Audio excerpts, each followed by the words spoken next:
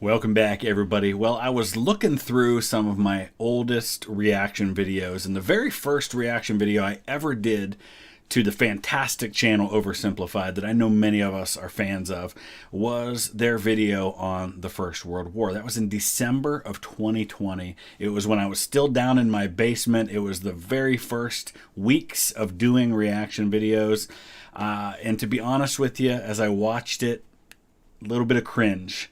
I feel like I've come a long way since then in terms of production value and quality, and just kind of honing the craft of what I do, which is really not reacting. It's more kind of filling in and giving context and information and trying to help educate and maybe learn something in the process too. Since that time, I've also had the privilege back in February of this year of visiting some of the battlefields of that war, which just was a life-changing experience, and I hope that you all get the opportunity at some point. So I thought I would revisit that video. So that's what we're going to do today. We're going to take a new look at World War I by Oversimplified. This is not really so much a reaction since I have seen it before and reacted to it before, but a second attempt at just providing context, filling in information, and maybe we can all learn something we didn't know before. So I'll invite you to join me on that journey. Let's dive in. The world of 1914, a time of modern technology, culture, and fashion. Truly the height of civilization. Let's have a war. So true. Think about the technological advances that have happened in the few decades leading up to this war. So first of all, we have a world in which there was the American Civil War, 1861 to 65. That saw a lot of technological advances. You have the Franco-Prussian War in 1870-71 that really reshapes the western part of Europe, the central and western part of Europe, and sets the groundwork for what's going to happen here in World War I. But think about this. We've had the telephone invented. We've had the telegraph invented. Cable lines have been stretched across the Atlantic Ocean, and so now there's nearly instant communication between Europe and North America. It takes a few hours, but it's not the weeks that it once was. We've had the automobile invented in the late 19th century. Just a decade or so earlier than this, we've had the airplane invented. So the world is a totally different place than it was a few decades earlier. Everyone knew a big war was coming. France wanted some stuff back that Germany had taken from it. Germany wanted to take more of everyone's stuff. And they were building a big sexy navy that was making the British uncomfortable. These two... There's a... Back up a little bit here. Alsace and Lorraine is this area that had kind of changed hands over and over again. Today it's part of France, but it had been ceded to what became Germany in the aftermath of the Franco-Prussian War. Germany is a fairly new country at this point. It has only really existed as a nation for about 40 years. These were a collection of states dominated by Prussia, but a collection of states that have been formed in the aftermath of the Franco-Prussian War. You have Austro-Hungary, which is also a Germanic empire, but is made up of a bunch of client states. It includes Hungary, includes what will later become Yugoslavia. You've got parts of Ukraine and Poland and Czechoslovakia. Well, I guess it's Czechia and the Slovakian nation today, but all of these various groups of people. And you've got, of course, the British and the French have their empires that are going to come to play in all of this stuff. And they were building a big sexy navy that was making the British uncomfortable. These two empires thought they were really cool, but lots of different people who lived there didn't think it was so cool. And some of them had even been declaring independence with help from Russia. Let's go back to that for a second. Cool. And some of them had even... Because the Ottoman Empire, by this point, empire makes them sound stronger than they were. This was a once great empire that by the 20th century has declined rapidly. A series of worse leaders has just led them down this path. And so they get into these Balkan wars. and they lose a lot of territory. So that's why you see all of these new countries that are growing out of what was once the Ottoman Empire. Remember, for centuries, you've got Muslim Ottomans and European Christians fighting over this kind of frontier area here. But by this point, the Ottomans are weak. You've got Serbia, Albania, Greece, Bulgaria, Romania, all kind of growing out of this. And this is the area that's going to become the powder keg of Europe. It was very famously said by Otto von Bismarck, who was the Chancellor of Germany, who had helped create Germany in the first place. When he died a couple decades before this, that he felt like there was going to be some great war, and it was going to probably be started by some damn fool in the Balkans. And that's exactly what ends up happening. Everybody knew that this was a powder keg and that something was going to set it off. And, as much as we point to the assassination that starts all of this, it could have just as easily been half a dozen other things. Been declaring independence with help from Russia. Everyone was talking about each other behind each other's backs. Throw in the fact that military technology had come a long way since the last major war, and suddenly everyone was pretty eager to beat each other up. In this area of Austria-Hungary live some Serbs and Bosnians who hated living in Austria-Hungary. So the Austro-Hungarian Archduke Franz Ferdinand goes there for a nice drive in an open-top car, with his car's route published in advance. So there's a lot of backstory to this one. Franz Ferdinand is the nephew of the long-serving emperor of Austria-Hungary. His name is Franz Joseph. He's been on the throne, I think, since 1848. Think about that. Right in the aftermath of the Mexican-American War, this guy comes to the throne. And he's still on the throne later on at this point. He's been through a lot of tragedy in his life. His brother, Maximilian, is executed trying to become Emperor of Mexico.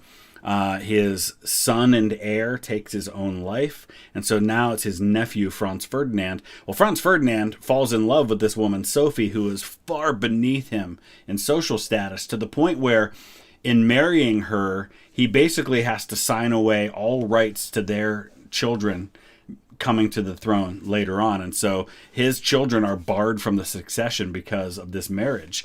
And she's not even allowed to kind of have equal status with him within the empire. And so going on this trip to Sarajevo, they were looking forward to it because he could be beside her. She could be seen as his equal here. And so this was something they were looking forward to. And he actually had a lot of sympathy. I wouldn't say that he was pro-Serbian,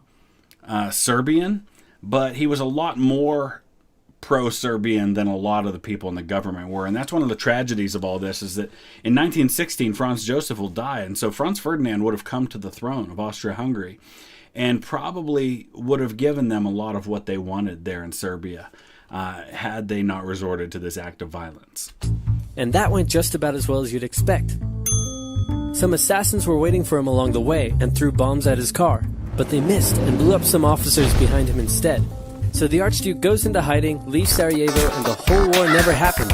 Except no, the Archduke doesn't leave, but instead goes back out in the open-top car to visit the injured officers in hospital. Yep. The driver takes a wrong turn and by sheer coincidence gets stuck beside one of the failed assassins. So Gavrilo Princip is dejected and thinking about taking his own life in the aftermath of this. And here comes the Archduke's car right past him in that moment.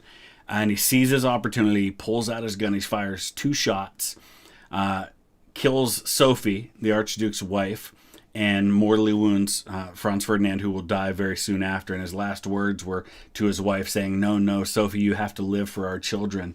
And then he kind of fades away in the aftermath of that. And it's just very tragic because they seem like decent people, Franz Ferdinand and Sophie. And of course, this leads to the build-up to war. Who shoots him? Austria-Hungary is understandably pissed about all this, and they think the Serbian government had something to do with it, which they might have. So they go to their ally Germany and say, hey Germany, we're going to declare war on Serbia, and Germany is all for that. So Austria-Hungary send a big list of impossible demands to Serbia, and when Serbia refuses, they declare war. I get this is oversimplified. They're oversimplifying what happened, but this is a whole series of videos in and of itself that we could talk about this whole diplomatic crisis. And I would encourage you to check out Extra History's series on the July crisis. I did a whole reaction series to that. I'll put the link down in the description if you want to check that out. One of the best series I've ever reacted to. Absolutely love how they present that story. But it really is a tragedy in and of itself that this war could not be averted at this point. But long story short, they give them a list of 10 demands. And Serbia agrees to like almost all of them.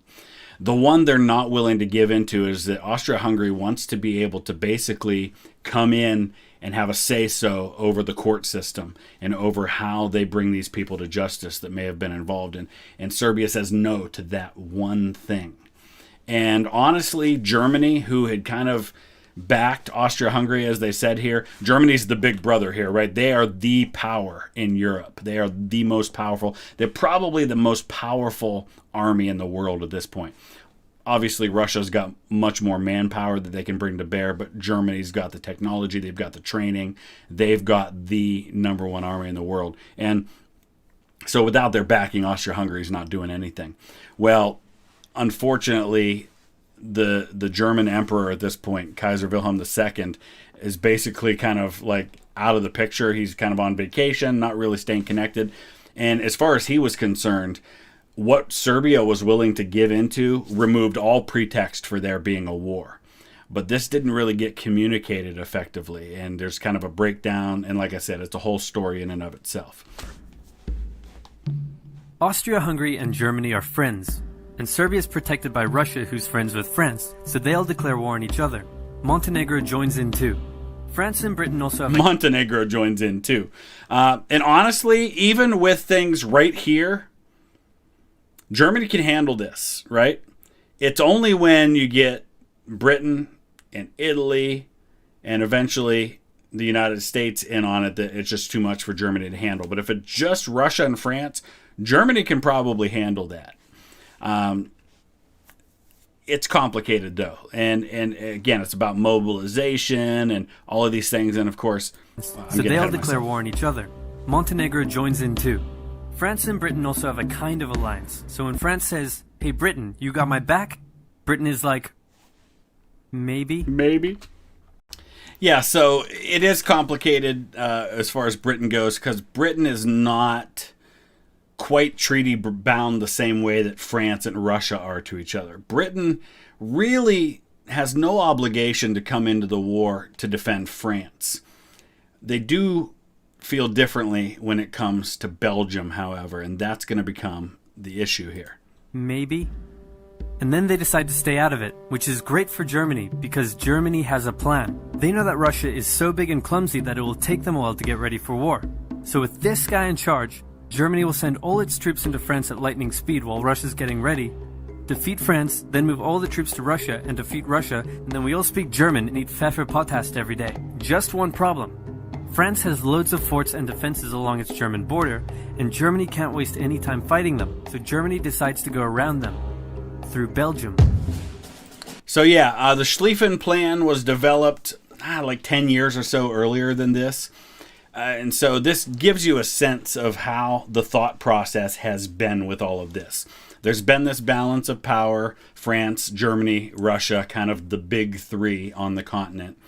And Germany always knew that they were sandwiched in between these two great powers, and that at some point, if and when war did come, they were probably going to have to fight them both. And they couldn't fight the two-front war. So the idea is knock France out quick, because there was a history here, right? Germany had done this before. Back in 1870, in the Franco-Prussian War, Germany, who wasn't even a united world power at this point, was a bunch of collections of states, had very quickly knocked France out of the war. This big, decisive battle of Sedan. And they win the war, and that's it. And so they're kind of thinking that can happen again. Well, in the meantime, France has been preparing for this. They build this line of forts, and if you ever go there, I mean, you go to places like Verdun and these huge forts like Fort Douaumont, Fort Vaux, and it's just this massive fortifications with these huge guns. They're prepared. And so Germany's thinking, we're not going through all that. It'll be a bloodbath. We'll go through Belgium. And they actually go to the king of Belgium and say, hey, we've got no quarrel with you. We don't want to fight you. Just let our troops pass peacefully through your country, and will go through into France. You can stay out of it. All will be well. Well, the King of the Belgians doesn't go along with that.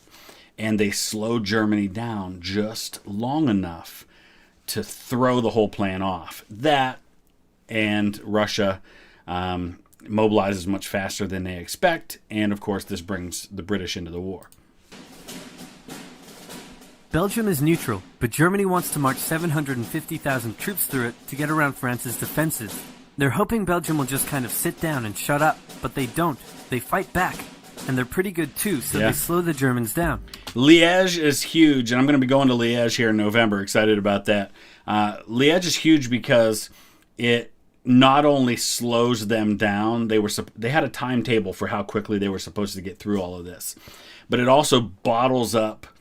Creates a bottleneck for the rail cars, which are, if you've got a massive army like this, it takes a lot of supplies, a lot of ammunition, a lot of food, a lot of gasoline to be able to move these troops, and it creates a bottleneck for the trains. And so even the places where they're moving faster, until they can take Liège, they can't supply these troops. What's worse is that Britain shows up, and they're pretty pissed that Germany's invading neutral countries. So now Britain declares war on Germany. So Germany push on through Belgium and commit some atrocities along the way. They also wear spikes and sometimes skulls on the uniform. So if you're trying to not look like the bad guys, good job. And he makes a good point here in that these early months of the war, especially in Belgium, this is where the propaganda war begins. This is where Germany starts to be painted as the bad guy. It wasn't quite that simple. There were good and bad on both sides. This isn't like World War II where there's a clear-cut bad guy in Germany. But some incidents that happen in Belgium, and some of this just kind of happens organically. It's not like they were planning to go in and commit atrocities, but they get slowed down in Belgium. They're getting frustrated. There are some snipers that are in the works here, and the German troops start thinking civilians are fighting, and so they start cracking down on civilians, and there's these atrocities that happen. It gets painted in the press and overblown as this terrible thing. But the main problem here is that in bringing the British into the war, you're bringing a very small army, but a huge, most powerful navy in the world. And this navy is going to create this blockade, and that is going to probably become the deciding factor in the war. The Allies have a propaganda extravaganza, and this starts having an influence around the world, notably in America.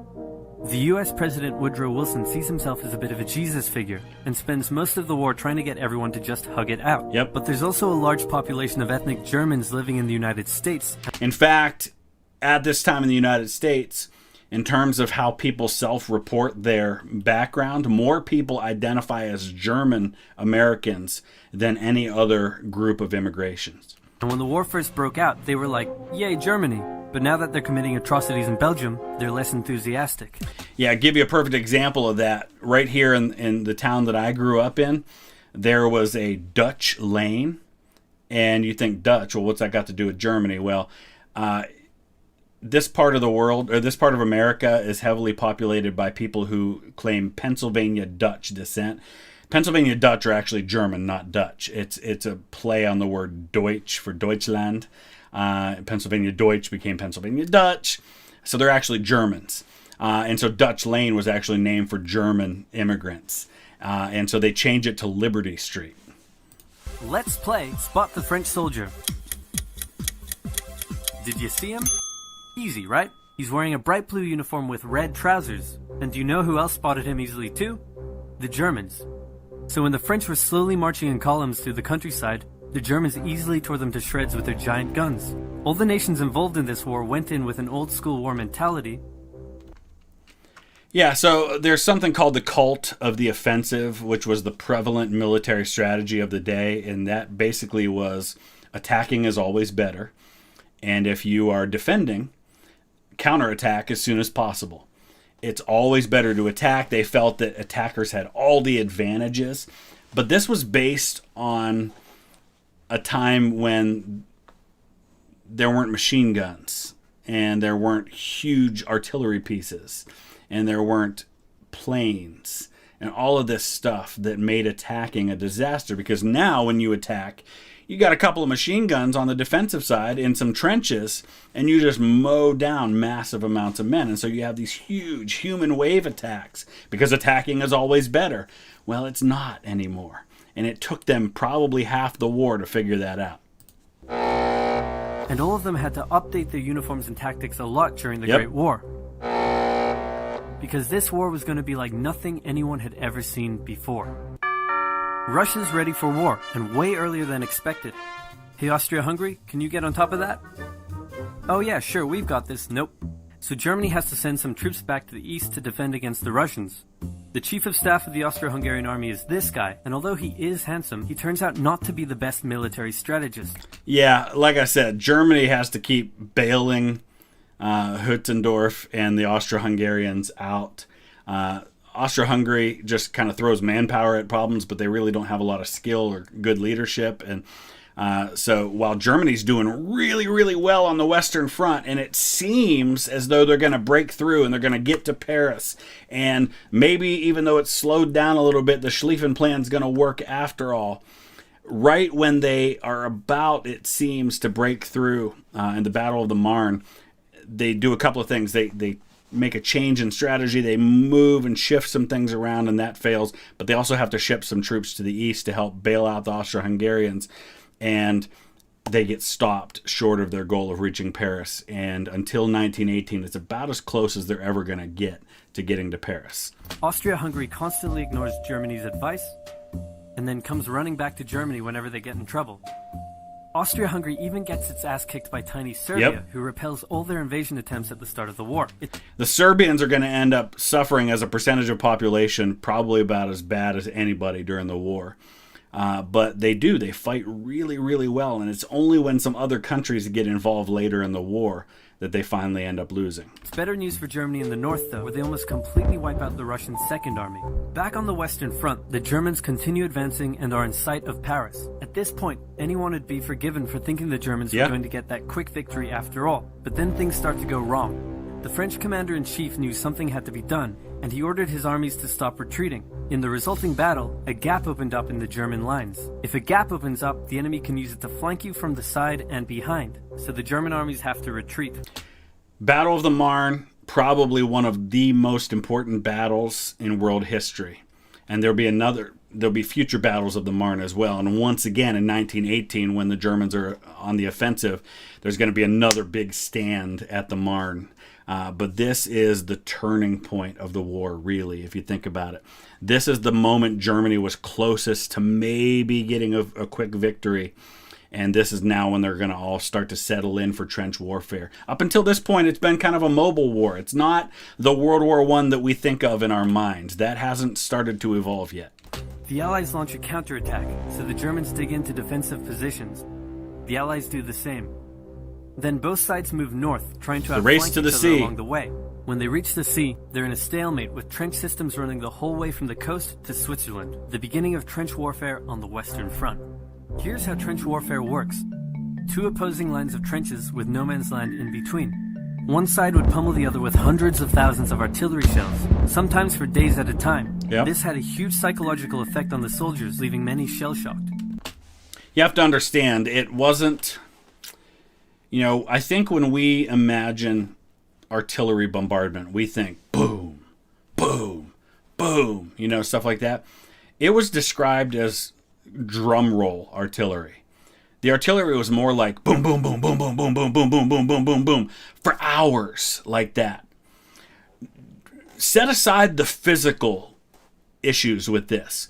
The explosions and what it does to the landscape, what it does to the body, even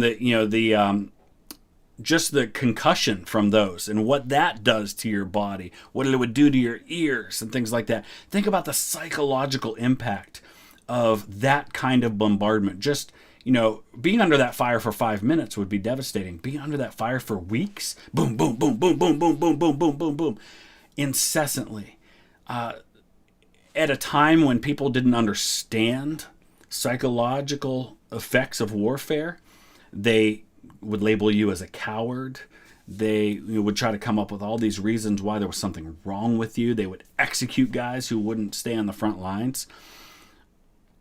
Unreal devastation. And then on top of that, you're burying your fellow soldiers in the trenches because you can't get out of the trenches to go bury guys in a cemetery. So you're burying them under your feet. You've got maggots and flies, the smell, the sanitary conditions. People are going to the bathroom in their helmets and dumping it over the side. It's pretty much your worst nightmare times 100. Then, the attacking troops would leave their trenches and rush across no man's land. A muddy, wet mass of shell craters and barbed wire. And take a look. You see, there are holes in the barbed wire, right? There's places you have to go through. And so everybody's got to funnel through those spots. And that's where the machine guns are. And so you can just mow them down. Now, they would try to use artillery to break holes in the barbed wire. But then what would happen is they would sneak out at night on the ground and repair everything. Or it just didn't get blown out in the first place. The defending trench would unleash machine gun fire on the attackers, inflicting thousands of casualties. The attackers would send wave after wave until either they gave up or the opposing trench was finally overrun. There would be months of fighting and the deaths of thousands in order to gain a few meters or kilometers of land. Living in the trenches was hard work too. Corpses, mud that could swallow you whole, pools of poisonous water, rats, disease, the smell. It's insane that millions of soldiers put up with these conditions and commanders ordered them to do so for years. Absolutely just awful stuff.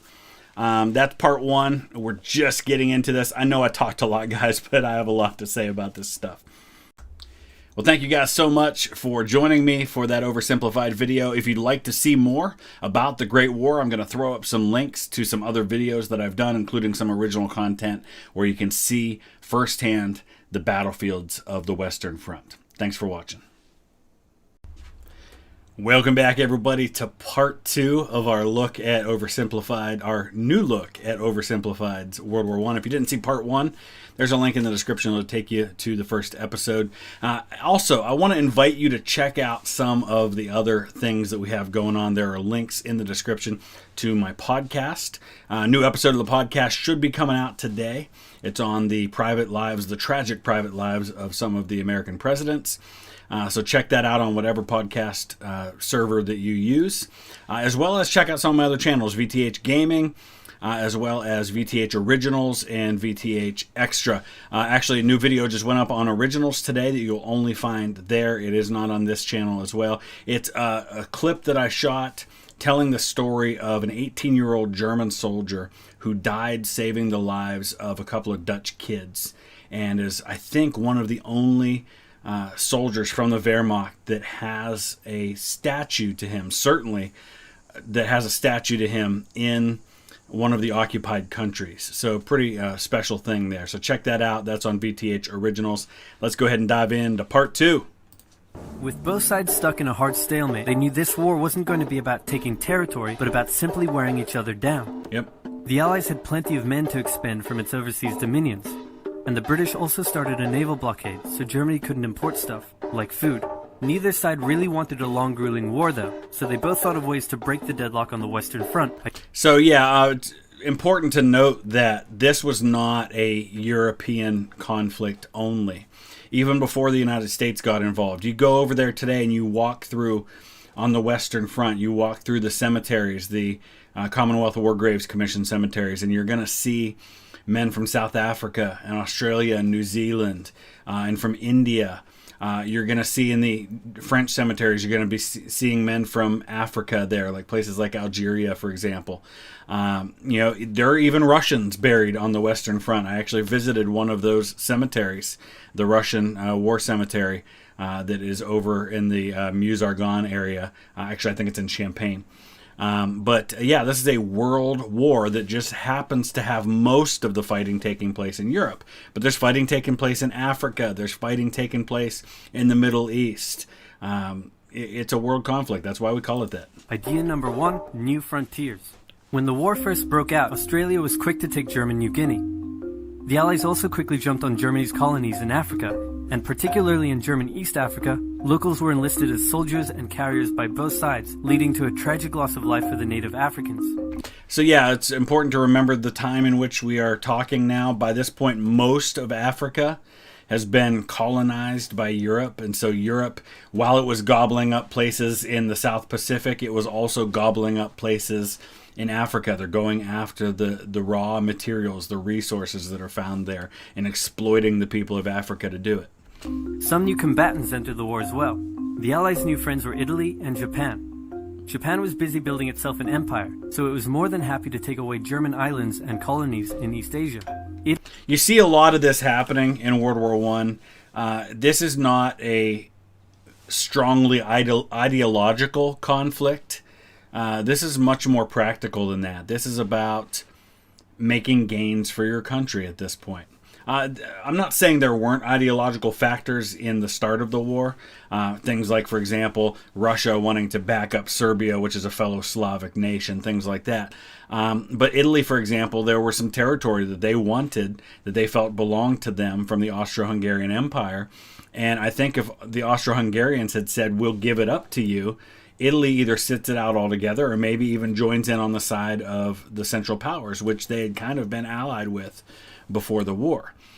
Japan sees an opportunity to seize some territory in the Pacific, while Germany has to deal with stuff in Europe and doesn't really have the navy to stretch itself that thin.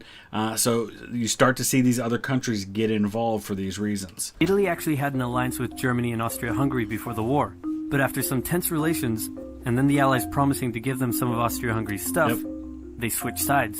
And this isn't the only time the Allies do this. The Allies make similar promises in the Middle East that they then go back on. Italy opened up a front in the mountains here, but like everyone else, they were stuck in stalemate for most of the war. The Central Powers knew... I've been pausing a lot, I know, but we don't talk enough about the Italian front, and I include myself in that. I don't know enough about this. I know there's a ton of fighting in Isonzo. There's like a dozen battles or more at Isonzo, and you know there's these horrible situations that happen. Things like White Friday, where you have these avalanches that bury soldiers and intentionally caused by artillery. And some of the most brutal fighting of the war takes place in the mountains on the border there, but very little changes as far as territory goes. It's much like the Western Front. Friend was a struggling empire in the Middle East. The Ottoman were divided on whether to actually join the war or not, since they had been exhausted by the recent Balkan Wars. Some of the politicians who did want to join went off on their own and fired some shells at Russia, and then came back and said, whoops, looks like we're at war now. The Ottoman entry into the war was of particular concern to the British, since the Middle East was full of oil, and Britain wanted all of that oil. First, the Ottomans tried to attack Russia in the Caucasus Mountains, but they weren't prepared for the cold, and many of them... Big surprise! Somebody attacked Russia and wasn't prepared for the cold. The Ottoman Empire in Russia had multiple wars over the years. This is an area of a lot of conflict, and Russia had kind of taken upon itself in the past centuries the mantle of kind of being the defenders of the world against the encroaching threat from the Ottoman Empire. So it was very natural for the Ottomans to come in if it meant going to war with Russia. Froze to death. Then they crossed miles of desert to take the Suez Canal from the British, but that failed too. Then the Allies tried to take the Dardanelles at Gallipoli in a long and hard trench warfare campaign, but that also failed. Imagine kind of a precursor to D-Day, but in World War I and a failure. There's the Anzacs, the Australia and New Zealand Army Corps. This is where they first really experienced combat in a major way, and this to this day is what's remembered. I think Anzac Day remembers the landings at Gallipoli, and Winston Churchill gets a lot of the blame for that because he was kind of one of the architects of this plan, though I don't think it's fair to put all the blame at his feet. There are a lot of other factors here. But it was a disaster for the Navy. It was a disaster for the Army. But it's something probably deserves its own video. The Ottomans blamed their initial losses on the ethnic Armenians living within Ottoman territory, and the resulting Armenian Genocide led to the deaths of 1.5 million people. Then the Germans sent spies and... I don't want to skip past that without talking about it, and I know that if the past is any indication, anytime we talk about the Armenian Genocide, I get people from Turkey coming out of the woodwork telling me it didn't happen. save it. I will delete your comment. I will block you. It happened. Now, you can argue why it happened. You can argue the nature of how it went down, but it happened. These people died. They died because of intentional actions. There's no doubt. There's no questioning that. To Afghanistan to try to convince the Arab tribes there to rise up in jihad against the British and attack India. But that plan failed, partly because the spies got bored, brewed their own alcohol, and got drunk, which is a bad thing to do in Afghanistan. All these new frontiers hadn't done much to change the war. Aware that the Allies had more men and supplies than them, the Germans knew they had to do something to break the stalemate. Before the war, there was a big conference that set out the rules of modern warfare. No chemical weapons, no killing civilians. Basically, don't be jerks. The Germans held a meeting and decided to be jerks. Zeppelin air raids commenced over British cities. Yep. They also started attacking the Allied trenches with chlorine gas, and they used submarines to sink civilian ships. One such civilian ship was the Lusitania, which had 159 Americans on board when it was sunk. And also had a bunch of ammunition and other things used for the war effort. And I've said this before, and I'll say it again. I'm not necessarily defending what we call unrestricted submarine warfare, but I have a very difficult time seeing a significant difference between the Germans' unrestricted submarine warfare and the Allied blockade of Germany. Both basically were done to affect the same outcome. And honestly, the Allied blockade killed more civilians than unrestricted submarine warfare did. That is a fact. That's just the reality. And I know here in America, we talk a lot about the Lusitania, but that happened in the spring of 1915. It was like in the first 8 months of the war. It was another 2 years before the U.S. got involved. There were other factors that played into the U.S.'s involvement in the war, much more than the Lusitania. I think we overblow the Lusitania's connection to U.S. involvement a little bit. Further swaying U.S. opinion against the Germans. Not to be completely unfair to the Germans, the Allies also engaged in chemical warfare soon after, and they had been hiding anti-submarine weapons on their civilian ships. And it's important to note, too, that the Germans did a couple of things. Number one, they published warnings in newspapers like in New York City, telling the civilians, stay off of these ships. We will attack them. This is what we're doing. You've been warned. They also, at least early on, were in the habit of actually surfacing, giving the ships a warning, giving them time to get everybody off the ship before they would sink it. But what they were finding was that wasn't working, because by doing that, they were endangering themselves, and the Allies were taking advantage of that. So they weren't always able to do that. And so they sank the Lusitania. It sank right off the coast of Ireland. It was super close to the Irish coast, and I think they only hit it with one torpedo, and even the Germans were surprised at how quickly Lusitania sank. And there's some speculation that it may have caused an explosion in one way or another. We don't know for sure, because the the British dropped depth charges on the wreck of the Lusitania. So by the time in more recent times we were able to get down and go look at it, there's so much damage you can't really tell exactly what happened. Which let the Germans justify their attacks. Meanwhile, Austria-Hungary still hadn't dealt with Serbia, so the Central Powers enlisted some help. Bulgaria wished it was bigger and was still bitter about losing the Second Balkan War. The Central Powers promised to make all of Bulgaria's wildest dreams come true if they helped, so they signed on, and together they knocked out Serbia. Hey, fun fact, by the way, the Tsar of the Bulgarians, same family, same house as the current Queen of England. Now, I know that the British royal family has changed the name of their house to the House of Windsor, and that's going to stay that way, even though technically it's a new dynasty with Charles when he takes the throne. But the House of Saxe-Coburg and Gotha, which began with King Edward VII, the son of Queen Victoria, is the same male line as the Tsar of the Bulgarians, same male line of kings of Belgium and kings of Portugal at one time. So kind of a cool thing. They all go back to the same male ancestor. The Serbian troops retreated through Albania, which was neutral but had some ties to Austria-Hungary. So Austria-Hungary entered Albania in a friendly invasion to chase down the Serbians, many of whom escaped by sea. It's 1916, and a lot is happening. As if they didn't have enough enemies already, Germany added one more to the list. Portugal had been getting a bit chummy with the Allies behind the scenes, and Germany didn't like that one bit.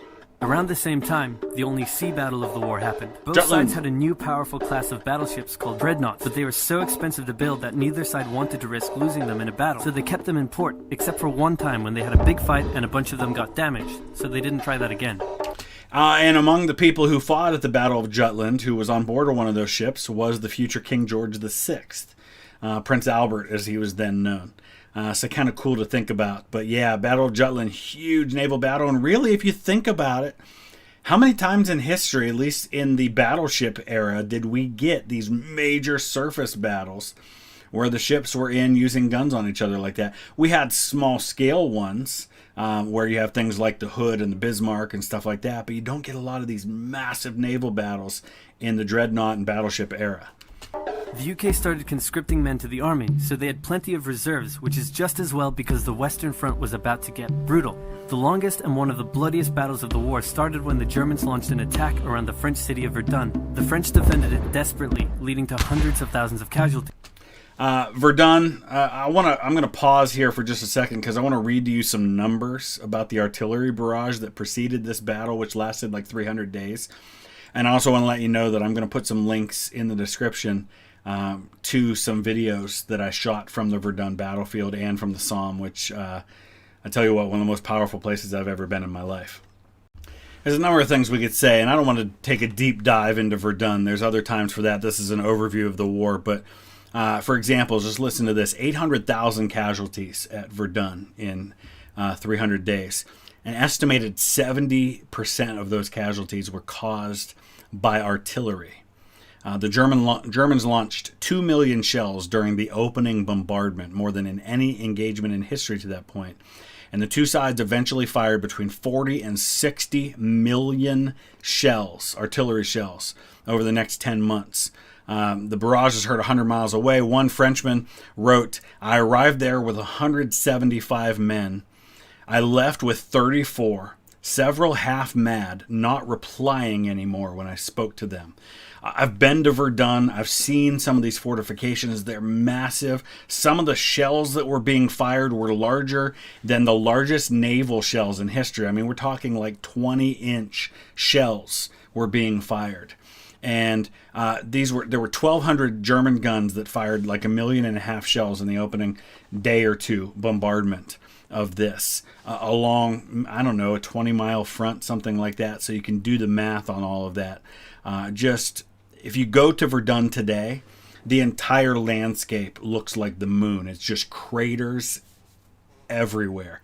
And you can't even live there anymore because of how bad things are and because of all the unexploded ordnance. Something like 20 to 30% of those shells never exploded. So they're everywhere in some of these places. It's unfathomable to think about the destruction that took place in places like Verdun. And yes, there is the famous idea that the Germans were using Verdun to bleed France dry. It may or may not have been something they planned beforehand. I think it was a bite and hold tactic. They wanted to take Verdun and then dare the French to take it back. But either way, it was just devastatingly bloody. And most French soldiers on the Western Front served at Verdun at some point during that year. Incredible stuff. Under pressure, the French called on its allies to do something to draw the Germans' attention away, so the British started their own long and brutal fight, the Battle of the Somme. That's a little misleading. The Battle of the Somme was already planned before Verdun happened. In fact, Verdun throws the Somme plan off. The attack at the Somme was planned there. It wasn't the best place to attack. It was actually a really bad place to attack because the Germans were well entrenched there, and they had been well entrenched there for like a year and a half. The reason they attacked there is that's where the French and British lines came together. If you imagine it as a long flank, like a long front, the Germans are on the left flank, the French are the center and the right. And this is where the British and French come together, is at the River Somme. And so that was where the attack was planned for that reason. But when Verdun happened, it caused the French to have to redeploy a lot of their troops. And so the opening attack on July 1st, 1916 became a primarily British attack. There were some French divisions involved on the southern end of the attack, but it became much more the British because the French had to deal with the Somme, or had to deal with Verdun. So no, the Somme wasn't done to take the pressure off of Verdun. It was already planned. They were hoping it would do that, as well as on the Eastern Front, there was an attack happening there too, the Brusilov offensive, which all of this was meant to put a lot of pressure on the Germans at the same time, where they couldn't hold in all three places at the same time. With 60,000 British casualties on just the first day. It was also here that the British first used one crazy brand new piece of sci-fi technology. The Russians had been getting pushed back further and further into their own territory, but in response to the French call for help, they began a huge offensive, and did really well until they ran out of supplies and got stuck. Seeing how well the Russians had been doing, Romania decided now would be a great time to jump in and win the war, and then they got pounded. The Greeks were fighting amongst themselves. But again, what that does is it causes the Germans and the Austro-Hungarians to have to extend their lines further, and it weakens their fronts against the Allies in other places. About whether to join the war or not. The king liked the Central Powers, while the Prime Minister wanted to join the Allies. After a brief national schism, during which the country split into two, the king finally abdicated and the country reunited. With Allied help, they began a new offensive. And that king, his family, is the family of Prince Philip, who was the husband of Queen Elizabeth II. In the Middle East, Russia was pushing into Ottoman territory from the north. The British had also made a landing in Mesopotamia to protect Persia's oil fields, and they had also sent a small army up the Tigris River to try to take Baghdad. But the army got sieged in the town of Kut along the way, and eventually surrendered. A new offensive was launched from the south with all-out desert warfare. The offensive was aided by one famous British officer, better known as Lawrence of Arabia, who helped lead the Arab tribes in a revolt that wreaked havoc on the Ottoman supply line. Yeah, this was a lot of guerrilla warfare. This was raids. This was pinprick attacks behind enemy lines, kind of hitting here and then disappearing, and then hitting again and disappearing. It's kind of like the Wolverines, right, in Red Dawn kind of thing. And Lawrence of Arabia is the movie that was made based on Lawrence's autobiography, which was called The Seven Pillars of Wisdom, which is also a Sabaton song. By the time 1917 rolled around, everyone was exhausted. There were mutinies in the French army, the German populace was starving, and the war had drained all of Russia's supplies. There was no clear winner, and it was still anyone's war. The only question now was, who was going to break first? And the answer was Russia. Tired of not eating, and mad that a crazy magic homeless guy was calling some of the shots, they were... Crazy magic homeless guy. We've done videos on Rasputin, so we won't get into all of that, and I've also done videos on the Russian Civil War and all of that. So there's an uprising in Petrograd, complete with riots and strikes. The riots turned into a full-scale revolution, and a new government overthrew the Tsar. Then a few months later, the Bolsheviks overthrew the new government, and they pulled Russia out of the war. This was great news for Germany, who now only had to focus on the Western Front. But there was still one problem. The pesky United States of America was looking increasingly like it was going to join the war. This is where timing is everything. You know, there are times in history where a few minutes or even a few seconds completely changes the trajectory of history.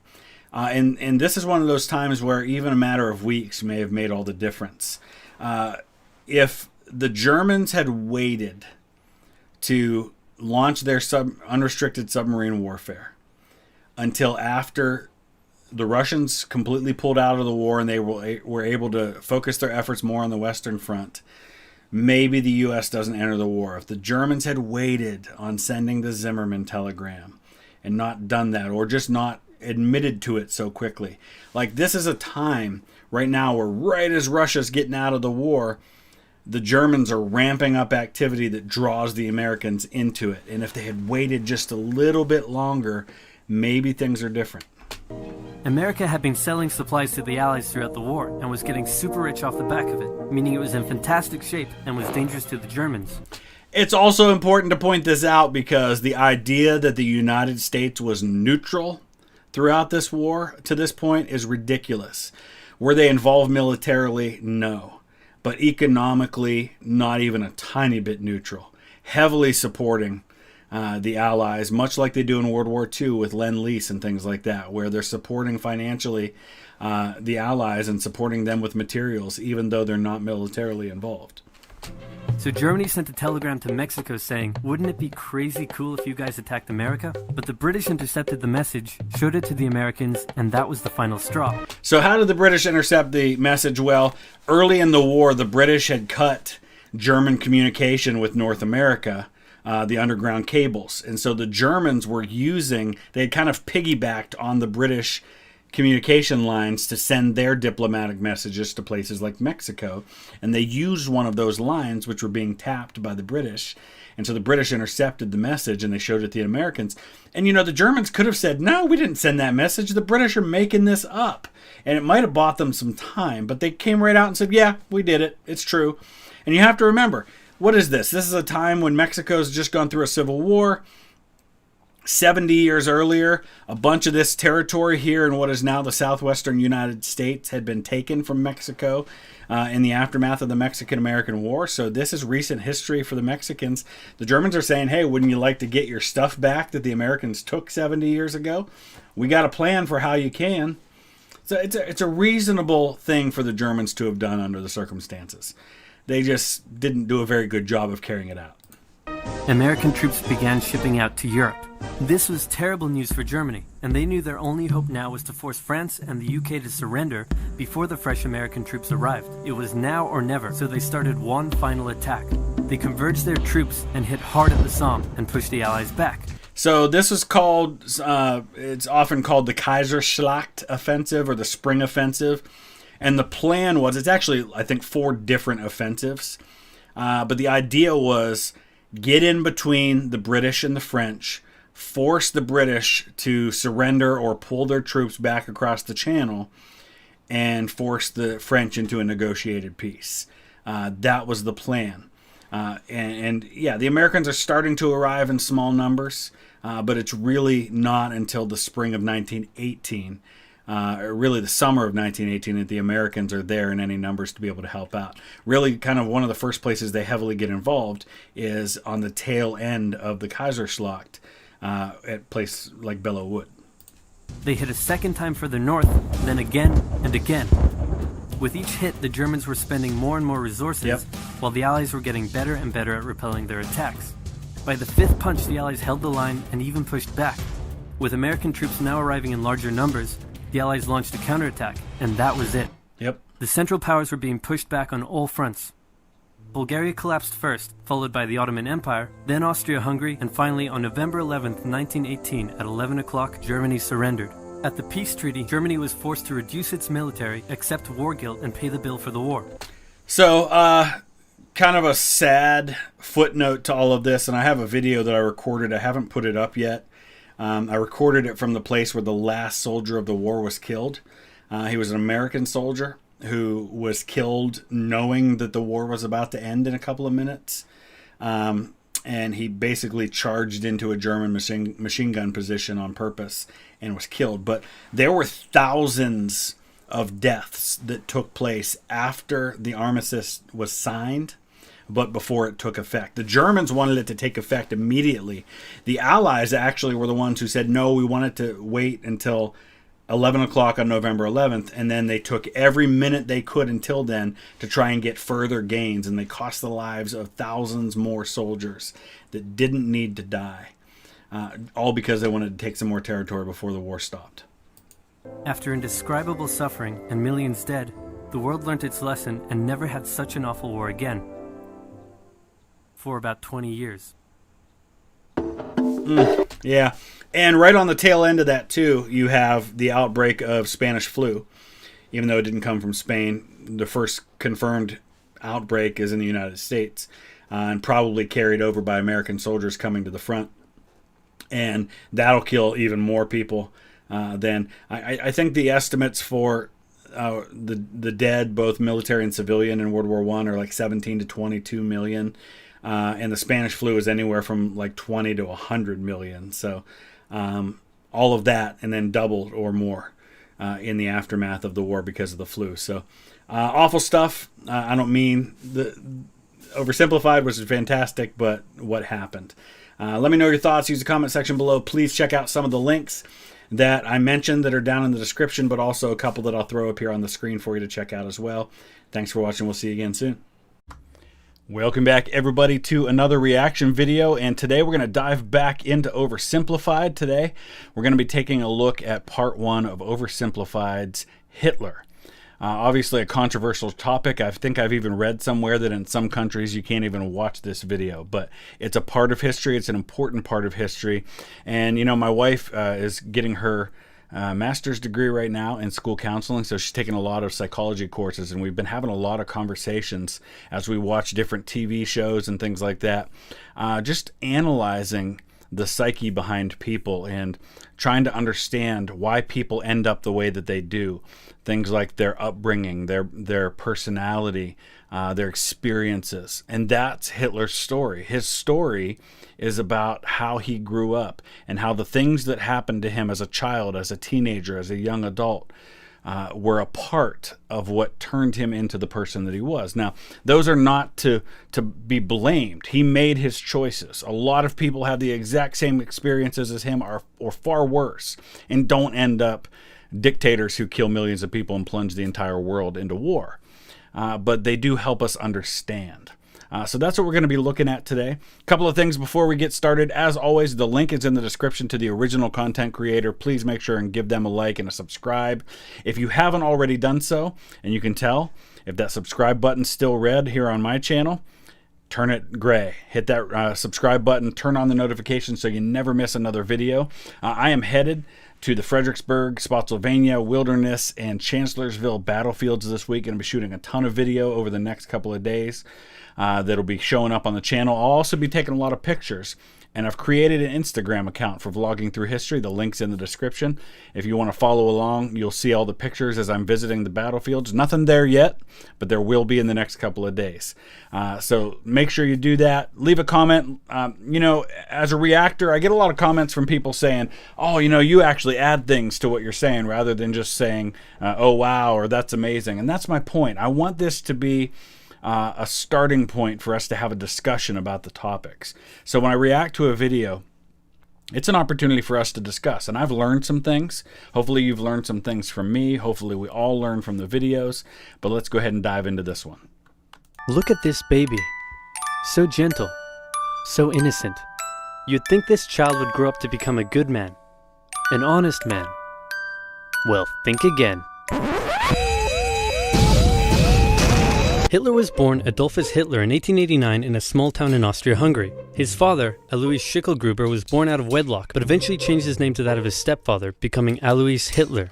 And the stepfather, I think, was actually Hiedler rather than Hitler. I don't really know the story behind how it went from being Hiedler to Hitler, but it did. And yeah, they don't really know for sure if Hiedler was his father. There's some speculation that he was, but there's still some kind of doubts about that. But boy, you just look into his father's eyes and you can see the son. You can see the resemblance there.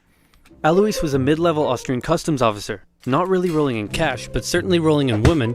He married a rich, older lady, but then immediately started having affairs, including one with a much younger house servant. A few years later, he left his sick wife to be with his mistress, but since the Catholic Church didn't allow divorce at the time, he couldn't marry her. So he waited for his old wife to die and had a child in the meantime. Then his wife died, so he married his mistress and had another child, but then his new wife got sick, so he employed his much younger cousin Clara to take care of her. Then when his new wife died, he immediately got Clara, his cousin, pregnant, and then married her. In that order, you rock star. So, and let's talk about the family. They don't mention here that he had brothers as well. In fact, well, I guess that's Alois Jr. there. And the brother had a son who actually became an American citizen, William Hitler, because he grew up in the UK. Alois lived there for a while. And William eventually settled in the U.S., like I said, was in the U.S. Navy during World War II. This is Hitler's nephew. And then had several sons after the war. They changed their name. I think it's Stuart Houston is the name they changed it to. And to my knowledge, none of Hitler's great nephews, the Stuart Houstons who lived on Long Island, ever had children. So they're basically letting that line die out. Clara and Alois had 3 children together, who all tragically died while in infancy. So when the 4th child, Adolf, came along, Clara spoiled him rotten. The Hitlers had 2 more kids, and the family moved around a few times, meaning Adolf had to attend 5 different elementary schools. Adolf's father was strict, quick to anger, and took most of it out on the eldest son until he had enough and ran away at the age of 14, leaving 7-year-old Adolf to do most of the chores and get berated by his father. The result was a difficult relationship with his dad while he was super attached to his mother, who worried. And right off the bat, that's one of those things that people will analyze to death. Difficult relationship with his father, very close to his mother, and those attachments that you form as a child begin to form you into the person that you become.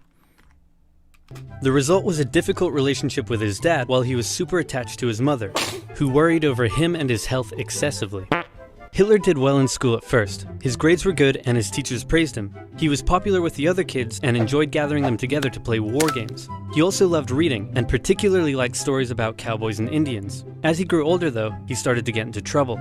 He was caught smoking once, organized a raid on a local orchard, tormented his pro-Austria religion teacher with symbolic gestures, displaying his allegiance to the idea of united Germanic people under a greater German state in defiance of Habsburg Austria. You know, the usual. And it's interesting that he was getting into trouble and doing those things because Hitler was known later in life for being very strict about certain things in his life. Like he didn't drink. He was a vegetarian. All of those kinds of things that people dabble in that he wouldn't touch. It's kind of interesting to see how he went very different direction from all of that. All of this enraged Adolf's father, who punished him severely. The area of Austria-Hungary that Hitler lived in was once part of the German Confederation, and many of the people who lived there considered themselves to be German. Adolf tended to just go against whatever his father said, and since his father was an Austrian public official, Hitler got big into German nationalism. This enraged Adolf's father, who punished him severely. Around this time, a family tragedy struck. His 6-year-old brother, whom he loved a lot, died of measles when Adolf was 10, and was buried in the cemetery just across from their home. Around this time... Oh wait, hold on a second. We just got to talk about this for a second. When Adolf was 10 and was buried in the cemetery. Just the grammar Nazi in me. Cemetery is all E's. There's no A in the letters in the word cemetery. Anyway, I digress. Cemetery just across from their home. Around this time, neighbors reported a change in the young boy. Strange behaviors such as talking to trees and staying up late staring at the stars from the cemetery walls. He lost interest in religion and his school grades started to decline, which enraged his father, who punished him severely. So you can start to see getting into trouble. Little brother dies. Difficult relationship at home with his father. These are the things that are starting to form him into who he is. But the worst is yet to come. It also didn't help that he had just entered high school, and the cool city boys treated him like a rural peasant. He had to repeat a grade and had little interest in most school subjects, instead spending his time reading and drawing, which he was quite good at. One day his father said, "Son, someday you'll be a big balls public official like me." And Adolf replied, "No, father, I'm going to become an artist and soar high above the clouds with the eagles." This enraged his father, but by this time he was an old-ass man, so he just sort of let it go, and then died of a lung hemorrhage. Hitler just about passed his final semester and celebrated in the typical way by getting blackout drunk and wiping his ass with the certificate. However, he didn't take the overall final school exam. Instead, I gotta find out if that really was a true story because that fascinates me and I don't remember ever hearing that one before. Okay, so here we go. According to The Making of Adolf Hitler by Eugene Davidson, here's what it says. At the midterm in February 1905, Hitler failed German, French, mathematics, and stenography. Years later, he said that for the first time and the last time in his life, as the end of the semester was celebrated at a local inn, he got drunk and in the course of the evening used his school report card mistakenly for toilet paper. So there you have it. It really did happen that way. All right, let's move on. Instead just dropping out. The now 16-year-old boy was unemployed, without much purpose in life, and for the next 3 years he stayed that way. He spent most of his time at the opera with his only friend, August Kubizek. Kubizek later wrote his memories of the young Hitler, and said he was passionately interested in many things, felt he was in many ways better than others his age, was quick to anger just like his father, and an incredible speaker once he was ranting. So, the whole idea of being better than other people, that goes hand in hand with folks like this who tend to think of themselves as above everyone else. And when you think of yourself as above everyone else and you don't get where you want to be, then you start to blame people. You start to think, well, there's some reason why I'm not getting all the accolades I deserve, getting the position I deserve. Somebody's holding me back wrongfully. And in his case, the Jews became that scapegoat. When he was 18, he said a very sad goodbye to his mother and went to Vienna to take the entrance exam for art school. He failed. Soon after, he had to return home. His mother was sick and her health was rapidly deteriorating. Hitler stayed by her side, and when she eventually died, the family doctor said he had never seen someone so overwhelmed with grief as Hitler was. Then Hitler returned to Vienna, still hoping to find a career in the arts, but he never did. Instead, without parental support, Hitler ended up on the streets. Now in his early 20s, he spent a few rough years living in and out of homeless shelters, making what little he could from selling postcards he painted. It's hard to pinpoint exactly when and how Hitler's extreme ideological beliefs formed, but his time in Vienna would have certainly played a role. Anti-Semitism was widespread in the city. The mayor, whom Hitler supported, was an outspoken anti-Semite. There were many right-wing anti-Semitic newsletters, which Hitler took a keen interest in. He bought into the conspiracy theories and became a firm believer in the idea that there are many races in constant struggle with one another, the purest of which were the German Aryan people, and the worst of which, he believed, were Jews. So, this is a really fascinating time in world history, the first couple of decades of the 20th century, because a lot of new ideas are forming, especially political ideas. Socialism, of course, later you have fascism coming into things, communism, anarchy is a big part of it. There's a lot of anarchists going around. A lot of old empires are being that were so powerful in the 1800s are now being overthrown or will be in the time to come. But it's a time when a lot of radicals are being made by the ideas that are being shared. And in Vienna, he would have heard a lot of those ideas. Since Austria-Hungary was a multi-ethnic empire full of lesser races, Hitler wasn't a fan. So when he was 24, he moved to Munich in Germany to avoid doing military service. And for one more year, he was a drifter on the streets, until something huge happened. In 1914, long-standing tensions in Europe erupted into the First World War. Crowds across Europe celebrated the news. Within days, Hitler volunteered for the German army. The war gave him a purpose in life. His fellow soldiers gave him friendship and brotherhood. Despite the horrors of war, Hitler considered it to be the best time of his life. He was reportedly a brave soldier and was awarded the Iron Cross, first class. He was also very lucky and had many close encounters with death. His luck ran out in 1916, however, when an artillery shell injured his leg. There was actually a situation where a British soldier had him dead to rights on the battlefield, had an opportunity to shoot and kill him and didn't do it. And that ended up coming back later, where they actually found out who the soldier was, and I believe Hitler actually presented him with a medal of some kind. So this is him right here. His name's Henry Tandy, and he's known as the man who didn't shoot Hitler. In fact, let's see if we can find. Here it is. It says, although disputed, Adolf Hitler and Tandy allegedly encountered each other in the French village of Marcoing. The story is set on 28th September 1918, so this is just a month or so before the end of the war, while Tandy was serving with the 5th Duke of Wellington's regiment, and relates that a weary German soldier wandered into Tandy's line of fire. The enemy soldier was wounded and did not even attempt to raise his own rifle. Tandy chose not to shoot. The German soldier saw him lower his rifle and nodded his thanks before wandering off. That soldier is purported to have been Adolf Hitler. The author David Johnson, who wrote a book on Henry Tandy, believes this story was an urban legend. So it goes back and forth, but you can see here, Hitler apparently saw a newspaper report about Tandy being awarded the Victorian Cross, recognized him, and clipped the article. In 1937, he was made aware of a painting, and it talks about the Battle of Ypres. And it says that in the painting, Hitler identified the soldier carrying the wounded man as Tandy from the photo of him in the newspaper clipping he had obtained in 1918. When Neville Chamberlain visited Hitler at his Alpine retreat, the Berghof, he noticed the painting and asked about it, and Hitler replied, "The man came so near to killing me that I thought I should never see Germany again. Providence saved me from such a devilishly accurate fire as those English boys were aiming at us." So there's nothing here about him giving him any kind of medal or anything like that. I thought I read that somewhere, but that's why I wanted to go and check, because I guess that is not the case. Let's go ahead and back up a little bit. With death. His luck ran out in 1916, however, when an artillery shell injured his leg. He went back to Germany to recover and was outraged to find a general apathetic anti-war attitude among the exhausted and hungry German populace. With the war turning against Germany, he returned to the front lines, but was temporarily blinded by a British gas attack in 1918. A month later, still recovering in hospital, Hitler learned of Germany's defeat and surrender. The terms of the peace treaty were tough on Germany. It had to pay a lot of money and lose a lot of soldiers. These conditions weakened Germany and humiliated the German people. Europe's borders changed after the war too.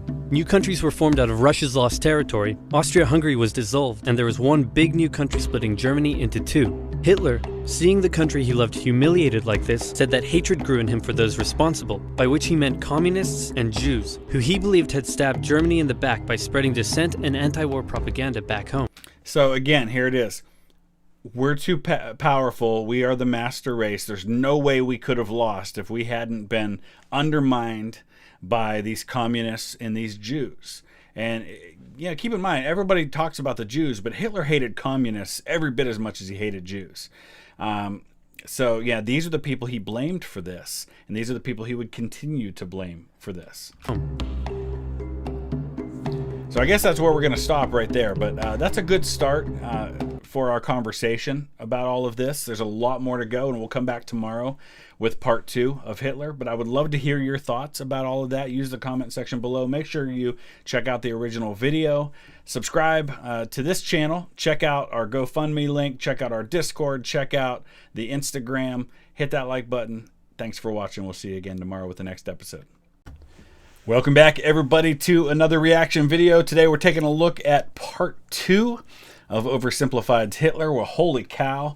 Yesterday's response to the first half of this video was overwhelming. It was by far the best first day to a video that I've ever had, and that's just an indication of the continued growth of this channel. So thank you for that. We also went over 25,000 subscribers yesterday. For those of you who aren't familiar with me, I've actually been on YouTube for the last 4 years in the form of a history and strategy gaming channel called History Guy Gaming.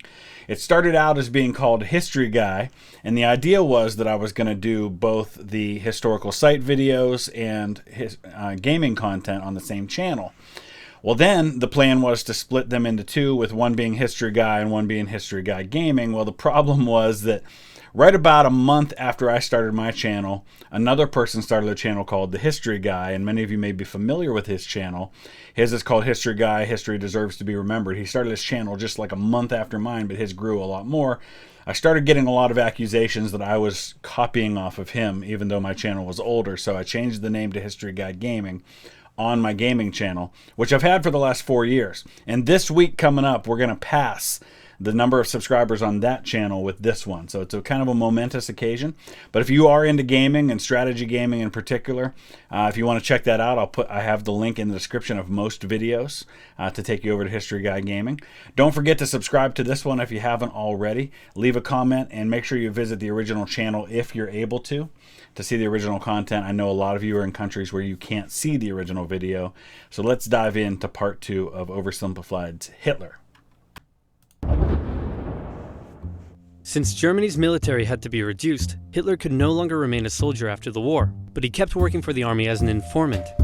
After the war, communists in Germany had attempted a revolution, and the government was worried about communism in general. So Hitler was tasked with infiltrating and reporting on any new political parties that could pose a communist threat. A new party called the German Workers' Party threw up a whole bunch of red flags, so Hitler went along to one of their meetings, but found that they weren't communist at all. They were extreme right and shared many of his extreme beliefs, so he left the army and signed up to join the party. His fantastic speaking abilities impressed the party's leadership and supporters, and he very quickly rose to the top. So you want an interesting look into those early parts of Hitler's life, everything that's covered in this video so far and in the previous video. There was a miniseries a number of years ago that came out called Hitler, Rise of Evil. And it's actually on YouTube. The whole thing's on YouTube and you can watch it. Check it out, because not only is it a good look into the early days of Hitler, but the guy who plays him, who I've seen in a few other things, I think he played Rumpelstiltskin in Once Upon a Time on one of the networks, does a fantastic job, I think. He really has Hitler's mannerisms down and his dynamic way of speaking. I think he does a good job with that. So I think it's a good, at least a way of introducing yourself to that part of Hitler's early life.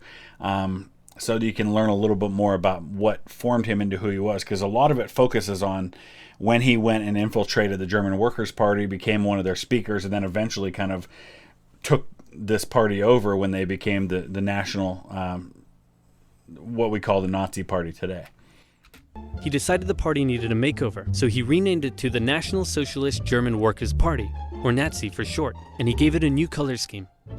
The Nazis weren't very specific on policy, but Hitler made extravagant promises to return Germany to its former glory by undoing the Treaty of Versailles and reuniting all ethnic Germans into one nation.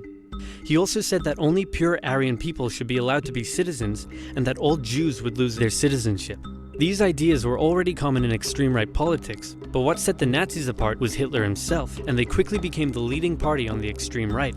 Many of the political parties in Germany at the time had paramilitary wings, and the Nazis were no different. Hitler set up the very descriptive Whole Protection Detachment, later changed to the very delightful Gymnastic and Sports Division, and finally settling on the ominous Storm Detachment, or SA for short. And they called them the brown shirts for obvious reasons, and eventually the SA was actually gotten rid of in favor of the SS.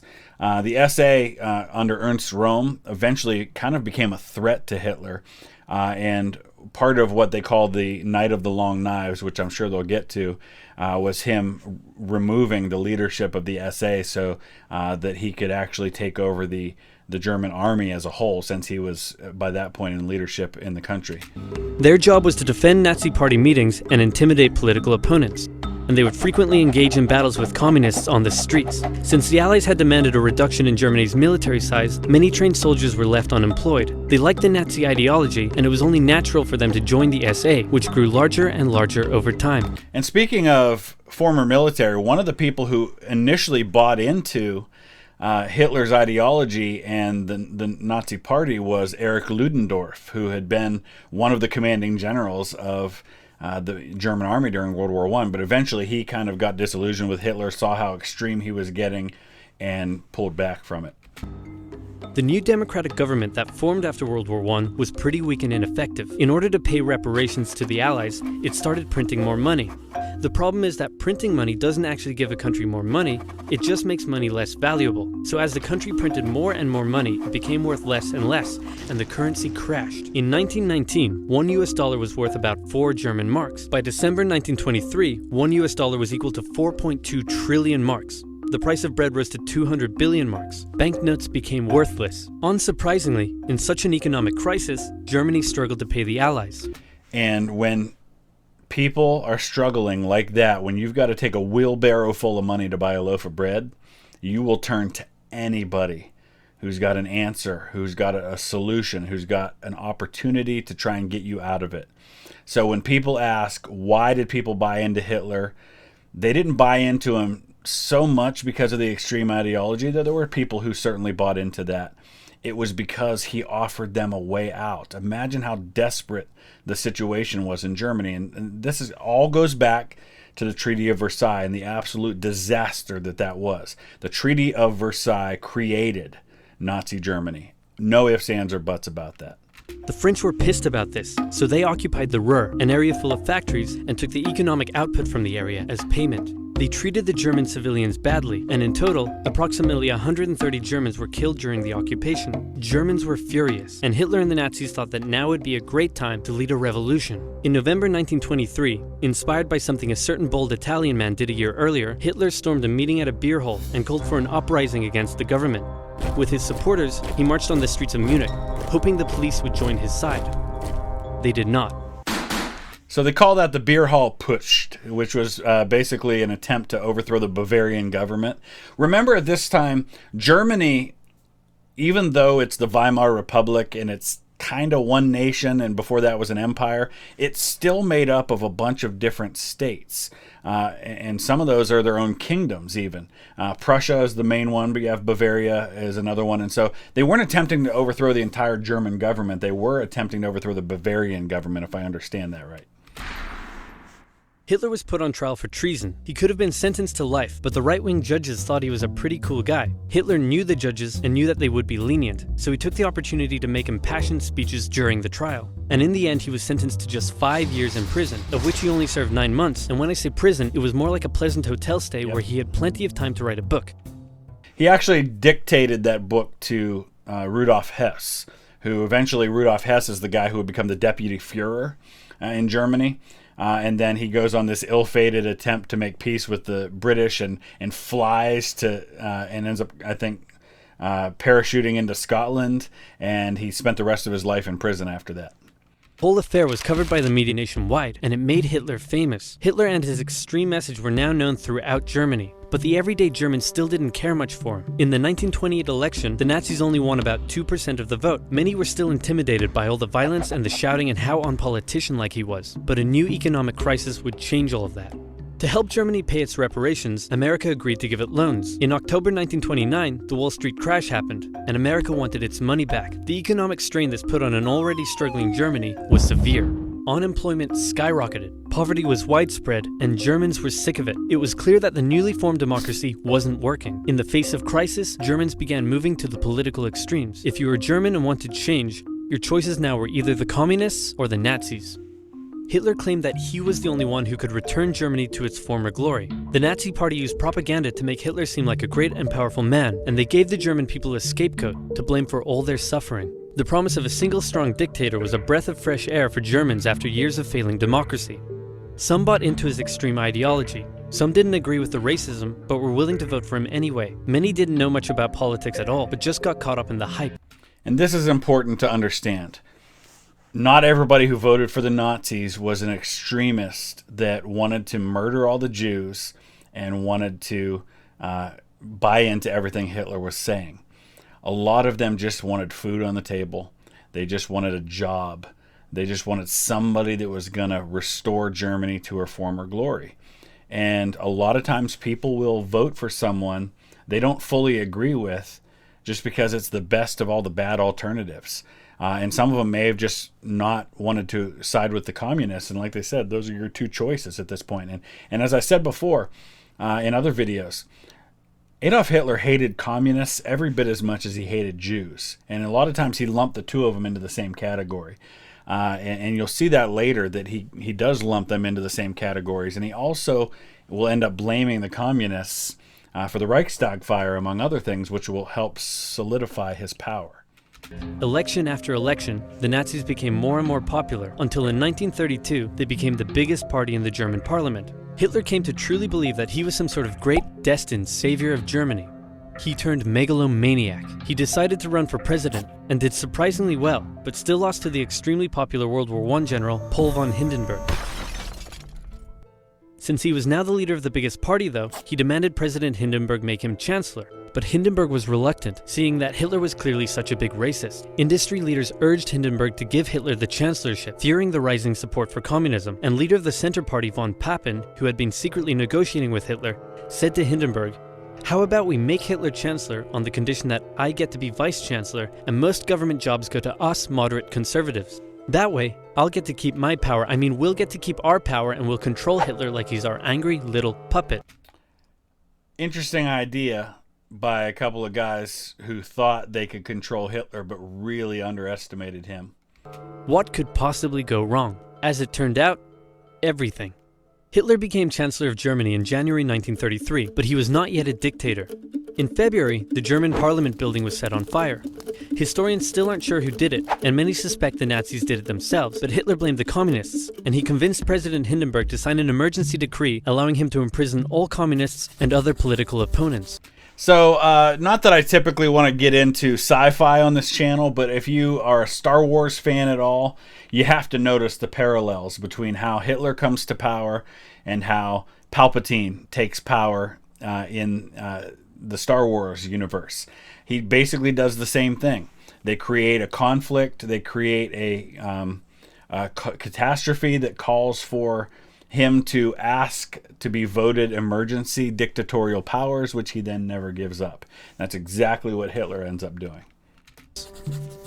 Communists and others were sent off to the first concentration camp in Dachau.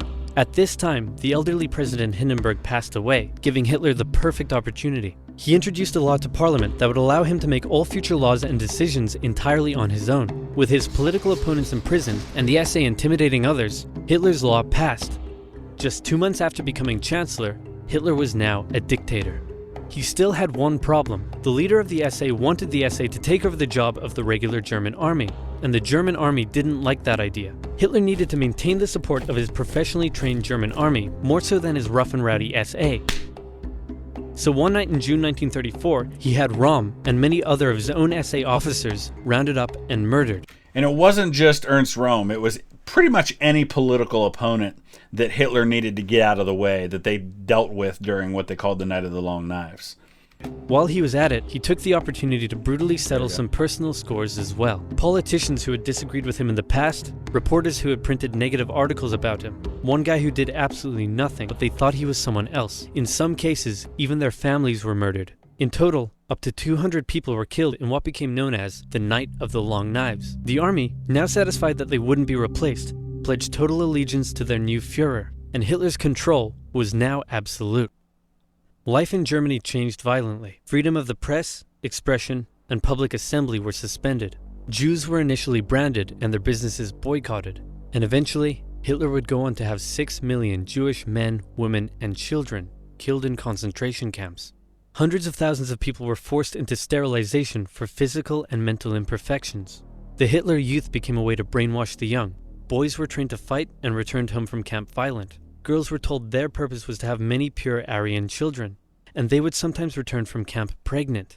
When their parents were understandably horrified, their children would threaten to turn them over to the Gestapo for standing in the way of Germany's greatness. The standard greeting changed, and you could be sent to a concentration camp for not using it. This way, it seemed like everyone was a Nazi supporter. If you dared oppose Hitler or speak out against him in any way, you also would be sent to a concentration camp. And see how quickly all this happened. They go in just a couple of years from being a democracy to by making the wrong decision about the party that they voted for because they were desperate for something to change. They end up putting this man in power, and they basically give up all their freedoms and cost almost an entire generation of people their lives, not only in Germany but throughout the world. German nationalism captivated the young Adolf. Extreme ideology and anti-Semitism festered in him as a young man living a hard life on the streets. Germany's defeat in the First World War filled him with hatred and a thirst for vengeance. A political movement that treated him like a god, and hundreds of thousands looking up to him as their savior, made him a megalomaniac. And soon, his aggressive foreign policies would drag the world into a second tragic global conflict, otherwise known as... And of course, we haven't talked about a lot of that stuff yet, World War II. I did do the World War II Oversimplified series, so if you want to check that out, I'll put the link at the end of this video here, so you can check that one out as well. But let me know your thoughts about Hitler's rise to power, what you see in that, or what are some other key things that maybe I didn't talk about that you think should be mentioned. Use a comment section below, and I will probably be bringing some more reaction videos to you from the road. I'm off to Fredericksburg, Virginia this afternoon, where I'm going to be the next several days shooting video for the channel, so be watching for those. Make sure you subscribe and hit the notification bell so when all of that content goes live, you won't miss it. And join the discussion with us over on Discord. Thanks for watching. Welcome back, everybody, to another reaction video, and today we're going to be taking a look at part 1 of Oversimplified's World War II. And as always with these reaction videos, I highly encourage you to support the original content creator. Make sure you subscribe to Oversimplified. They do some really good stuff. It's just what they call it. It's oversimplified. It's taking what is sometimes a very complex part of history and trying to simplify it as much as possible, trying to break it down to the essence and give you kind of the highlights of things, and do so in what I think is an entertaining way. So I love their videos. I always look forward to when a new one comes out. They just had one come out recently about prohibition in the United States in the 1920s. But today we're going to look at part 1 of World War II. And as always, I encourage you to continue this conversation, not only in the comment section below, but also we can do that over on Discord. I've got different channels set up on our Discord Discord server about different historic events, and there's one there for World War II. Please click on the link in the description below and join us over there. Make sure you subscribe, hit that notification bell so you never miss another video. And we're trying to do daily content here on the channel, and pretty soon going to get back out there and get you some historic site videos. Let's take a look at Oversimplified, World War I, or World War II. It's 1902. A young man by the name of Benito Mussolini moves from Italy to Switzerland to avoid military service. He gets big into socialism, working for trade unions, writing for socialist newspapers, advocating a violent overthrow of European monarchies, the whole shebang. This gets him in a bit of trouble with the Swiss police, so he gets arrested, sent back to Italy, set free, returns to Switzerland, is arrested again, goes back to Italy again, completes his military service after previously avoiding it, and then after a brief stint as an elementary school teacher, he finally returns to work as an avid socialist. So can we stop and just contemplate this for a moment, that Benito Mussolini was an elementary school teacher? Let's also contemplate the fact that he's got some hair going on there, and that he was a pacifist. He was a guy who actually opposed war, opposed military service. It's really fascinating to look at a guy who we think of as Il Duce, we think of as this fascist dictator, really the first fascist dictator in Europe. And his early life was so very different. Now, I confess, I don't know a lot about Mussolini's early life compared to what I know about Hitler's upbringing in his life, but I just find that really fascinating. His speeches and journalistic abilities made him famous among Italian socialists. He was anti-war, so when Italy colonized Libya in 1910, he rioted and got arrested. Then World War I came along, and once again he protested Italy's involvement. But then he thought, wait a minute, this war could bring about the social climate needed to overthrow European monarchies and which it does. And so contrast this with Hitler, who actually enlists in the army and serves during World War I. So very different kind of way of responding to World War I. And at this point, Hitler's not thinking about this stuff. Mussolini's way ahead of Hitler in terms of his activism and things like that. It's only after World War I that Hitler really gets into this. Bring about the socialist revolution everywhere, and suddenly he was pro-war. But his fellow socialists didn't like his new pro-war stance, so they kicked him out of the party. So then he said, you know what? I'm done with socialism. We need something new, not based on class divisions tearing us apart, but based on unity through nationality. We'll conquer the Mediterranean and reunite all Italian peoples, just like the days of the Roman Empire. I'll call it Fascismo, and it will guide the Italian nation to greatness. That's all well and good, Mr. Mussolini, but what kind of haircut am I giving you? Let's go with... Bald. Bold.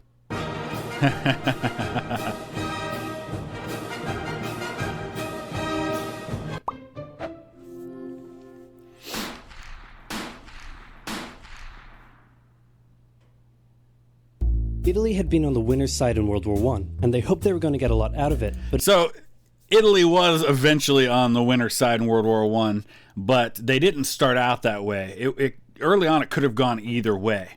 And what it really came down to is what's in it for me. They really didn't have a strong ideological favorite on either side. So this was really about choosing the side that was going to give them the most. And there was all this territory that they wanted from Austria-Hungary. And since Austria-Hungary wouldn't turn it over, they decided to jump in on the side of the Entente. But in the end, they only got a little, and they felt cheated. On top of that, a bad economy and weak governments meant that the Italian people were a little unhappy. So when Mussolini came along and said that he could fix everything, his fascist movement gained a lot of support. And that's, again, that's a lot like Hitler. I can fix everything. You know, coming in the midst of a bad economy, this is what happens a lot of times. We find ourselves wondering, why would people fall for something like this? Why would people choose to follow a leader who was so extremist like that? And it boils down to desperation. They were in Italy, yes, but especially in Germany, it was a desperate situation where the economy was in bad shape, and here comes somebody who says, I can fix it, and also there's somebody to blame. That was something a lot of people kind of subscribed to. 1922, he went to the king and said, make me prime minister, or I'll make me prime minister. And the king said, you and what army? This army. Fair enough. Then he went about establishing a dictatorship with himself at its center. Europe had its first fascist dictator. Next up, Germany. Germany had been on the loser's side, and they got absolutely wrecked by the Treaty of Versailles. They lost territory, had to demilitarize the Rhineland, had to reduce their army to just 100,000 men, couldn't have an air force, had to pay the Allies a huge amount of money that it didn't have, and a new rule was established that every Englishman withheld the right to walk into the center of Berlin, pick out any German they wanted, and spank the hell out of them. I made that last one up, but it helps you understand how all of this felt to Germans. Yeah, and let's be honest. I did a video a while back about the worst mistakes in history. Treaty of Versailles, definitely one of the worst mistakes in history. You can't understand World War II without understanding the aftermath of World War I, because the aftermath of World War I 100% responsible for World War II. It was directly related. And the way that the Allies punished Germany contributed to the rise of Hitler, contributed to the rise of fascism in Germany, the rise of the anti-Semitism, which had already kind of always been there, but kind of got kicked into overdrive because of the events after World War I. On top of that, a bad economy and weak governments meant that when a small angry man with a silly mustache came along and said that he could fix everything, the German people loved it. Hitler had been a soldier during World War I, and he was crazy patriotic, and nobody was madder than him about Germany's humiliation. He helped start a new political party, and in 1923 attended a march on Munich with his boys. So let's talk about, and I know there's an oversimplified video about Hitler, but for those of you who maybe haven't seen that one, Hitler ends up coming to a familiarity with the Nazi Party because in the aftermath of World War I, he's still in the army, and the army actually assigned him to go keep an eye on them, basically to kind of be a spy on this National Socialist Party that was kind of growing up out of the aftermath of World War I. And as he was watching them, he not only found himself agreeing with them, but he found himself feeling like he could do it better. And he started speaking at their rallies, and a lot of these took place in beer halls and things like that. It was really kind of a very grassroots movement, and he very quickly kind of rises to power within their ranks because of his oratory skills. And then he got arrested. But his popularity grew and grew, and in 1933, the president made him chancellor. He got arrested, but he kind of wasn't in jail for very long, not nearly as long as he had actually been sentenced to. And he, you know, when you see those movies where like mobsters, you know, like these Sicilian mobsters find themselves in prison, but they like live the high life because they bought off everybody. That's kind of how it goes with Hitler. He's in prison, but he's not really in prison like everyone else is in prison, if you understand what I mean. And it was there that he was able to write Mein Kampf. I think he actually dictated it to Rudolf Hess, if I remember right. He believed he was Germany's great destined savior, and he went full megalomaniac, establishing a dictatorship with himself at its center. Europe had fascist dictator number 2. Hitler and Mussolini had a lot of the same ideas, but more importantly, they had the same enemies, and they started to get along. Anyone else want to be friends? Franco? No? You good? I do. Who's that? It's Japan. So he glosses over real quick the Spanish Civil War, but a lot like what happens later with Vietnam, Korea, Afghanistan, Spain becomes kind of the proxy war for fascism and socialism and all these things, because you have these two sides fighting. You've got a fascist fighting against the royal family there, and so both sides are kind of being supported by other countries. And you know, it's a precursor to things like the Korean War, where you have the communist North and the democratic South being supported by other nations. And they've taken over northern China. Let's rewind a bit. Japan had isolated itself from the rest of the world for over 200 years until the Americans showed up and said, you're going to trade with us and you're going to like it. Then the Western powers imposed a bunch of unequal treaties, meaning Japan's economy was bust. They also had no natural resources, so they decided to go get some. They went to war with China to gain a sphere of influence over Korea, and they took a bunch of China's stuff. But then the West said, hey, cut that out. And since Japan couldn't take on the West, they said, okay, I guess we'll just go home. Wait a minute, what are you doing? Taking advantage of a weakened China and setting up spheres of influence. Yep. But I was the one who weakened them. We know. And you guys didn't let me have anything. We know. That seems unfair. We don't think so.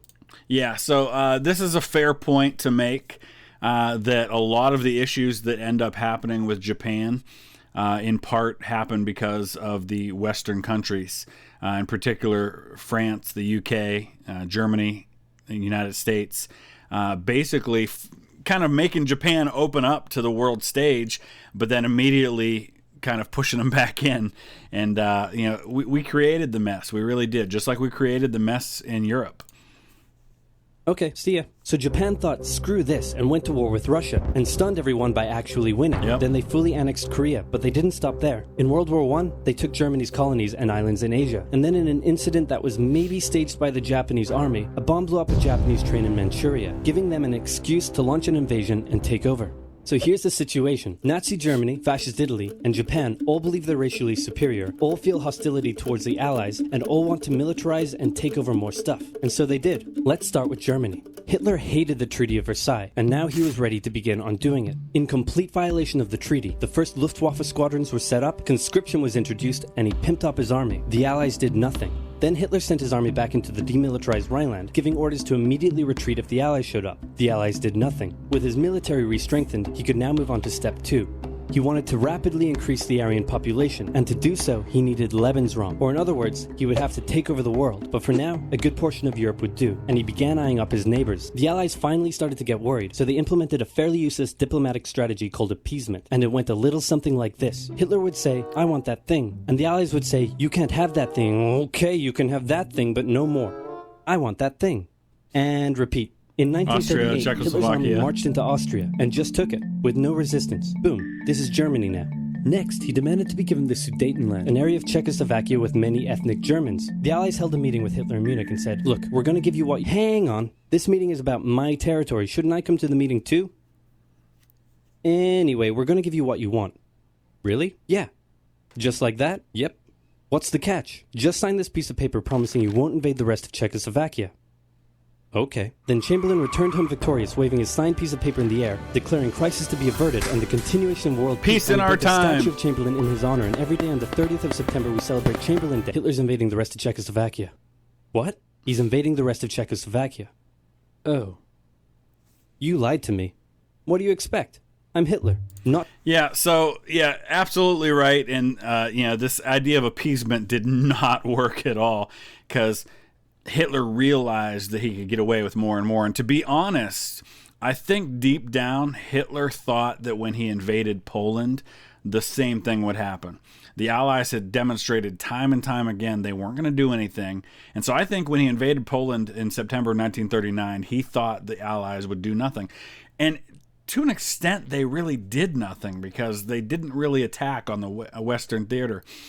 They just kind of declared war and then sat back. Not to be outdone, Mussolini also wanted to get in on the action. He thought to himself, isn't there a not yet colonized nation somewhere which is so underdeveloped that the people would be defending themselves against our tanks with literal bows and arrows and wooden spears?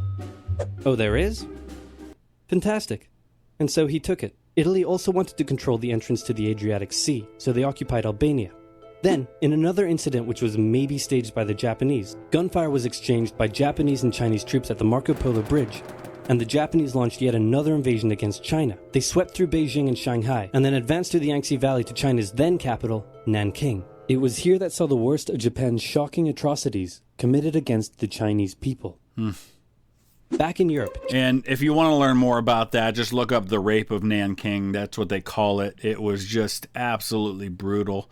And I agree 100%. People, when they think of World War II and think atrocities, their minds usually go to the Holocaust, to what Germany did in Europe.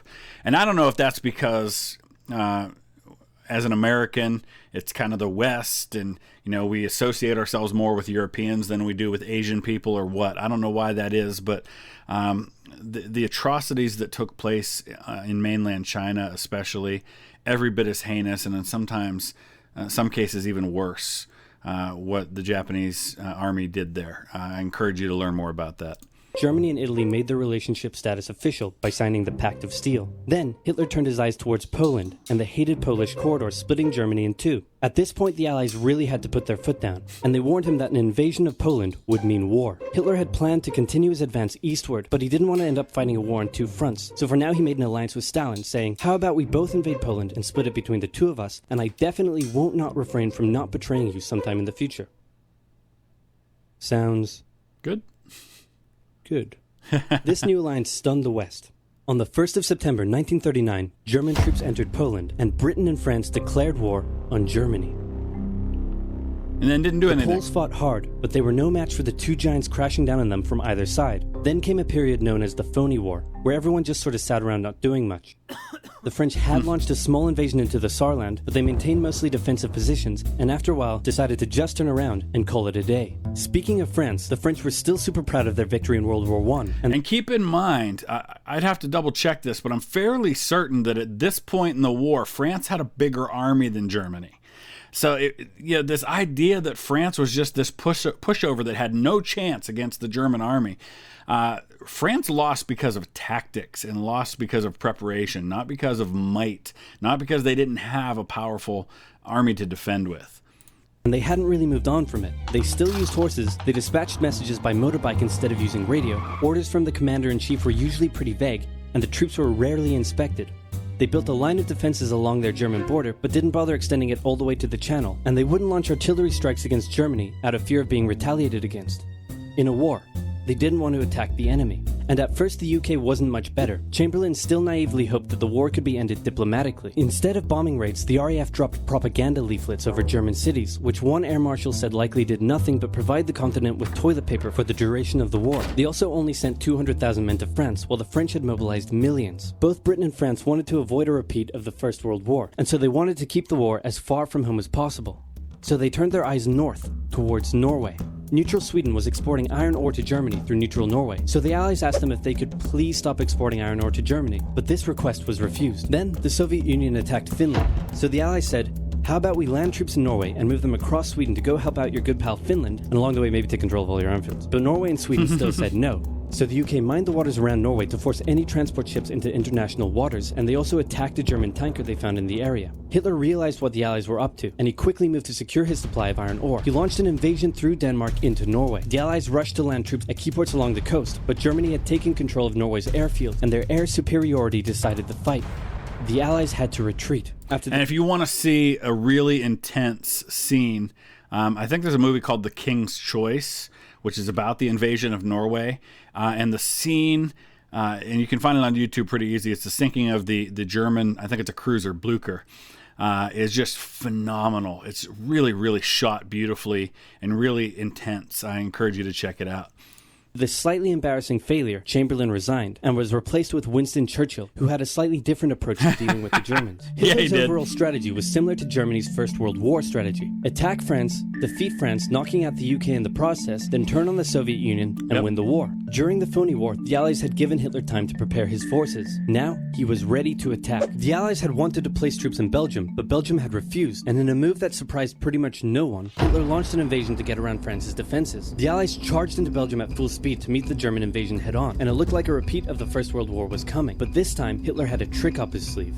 Blitzkrieg. As the Germans advanced, they sent thousands of refugees westward, slowing down the Allies. Then, to the south, the French had left the Ardennes, an area full of hills and forests, pretty underdefended, because they thought it was naturally impenetrable. Well, the Germans were about to penetrate it with everything they had. They smashed 50 Wehrmacht divisions through and encircled the Allied armies at lightning speed. The best of the Allied forces were now trapped. The Germans squeezed in from all sides, taking out France's best... Oh, and by the way, the German troops were taking what we would today call meth, to keep them awake and keep them alert and keep them fighting, so that didn't hurt either. Armies, and nearly wiping out the British too, but they managed to make a desperate last-minute escape at Dunkirk, with British civilian ships even making the perilous journey to bring their young men home. With most of the French forces depleted, the Germans breezed through, taking Paris, and France fell. What the Germans couldn't do in World War I, Hitler had done just like that.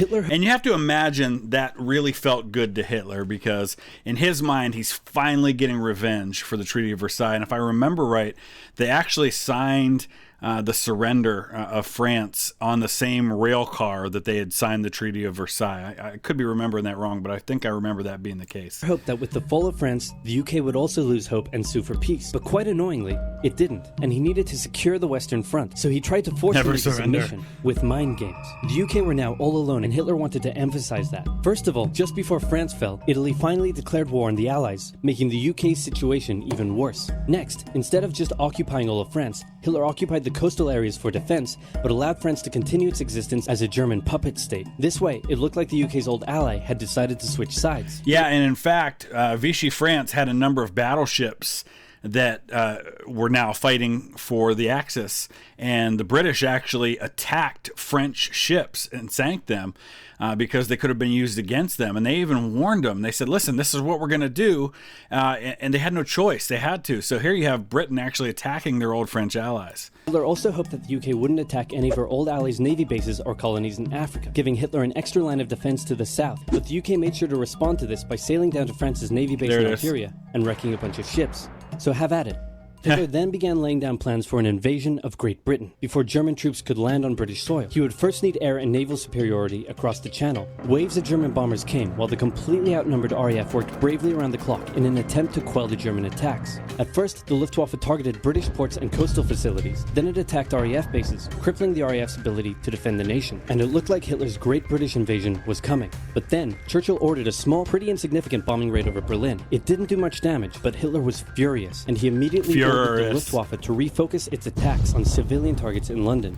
So, and one of the things about the Battle of Britain, and I've mentioned this in some other things, the 303rd Squadron, which was made up primarily of Polish pilots, a few Czechs as well, was the highest scoring squadron during the Battle of Britain.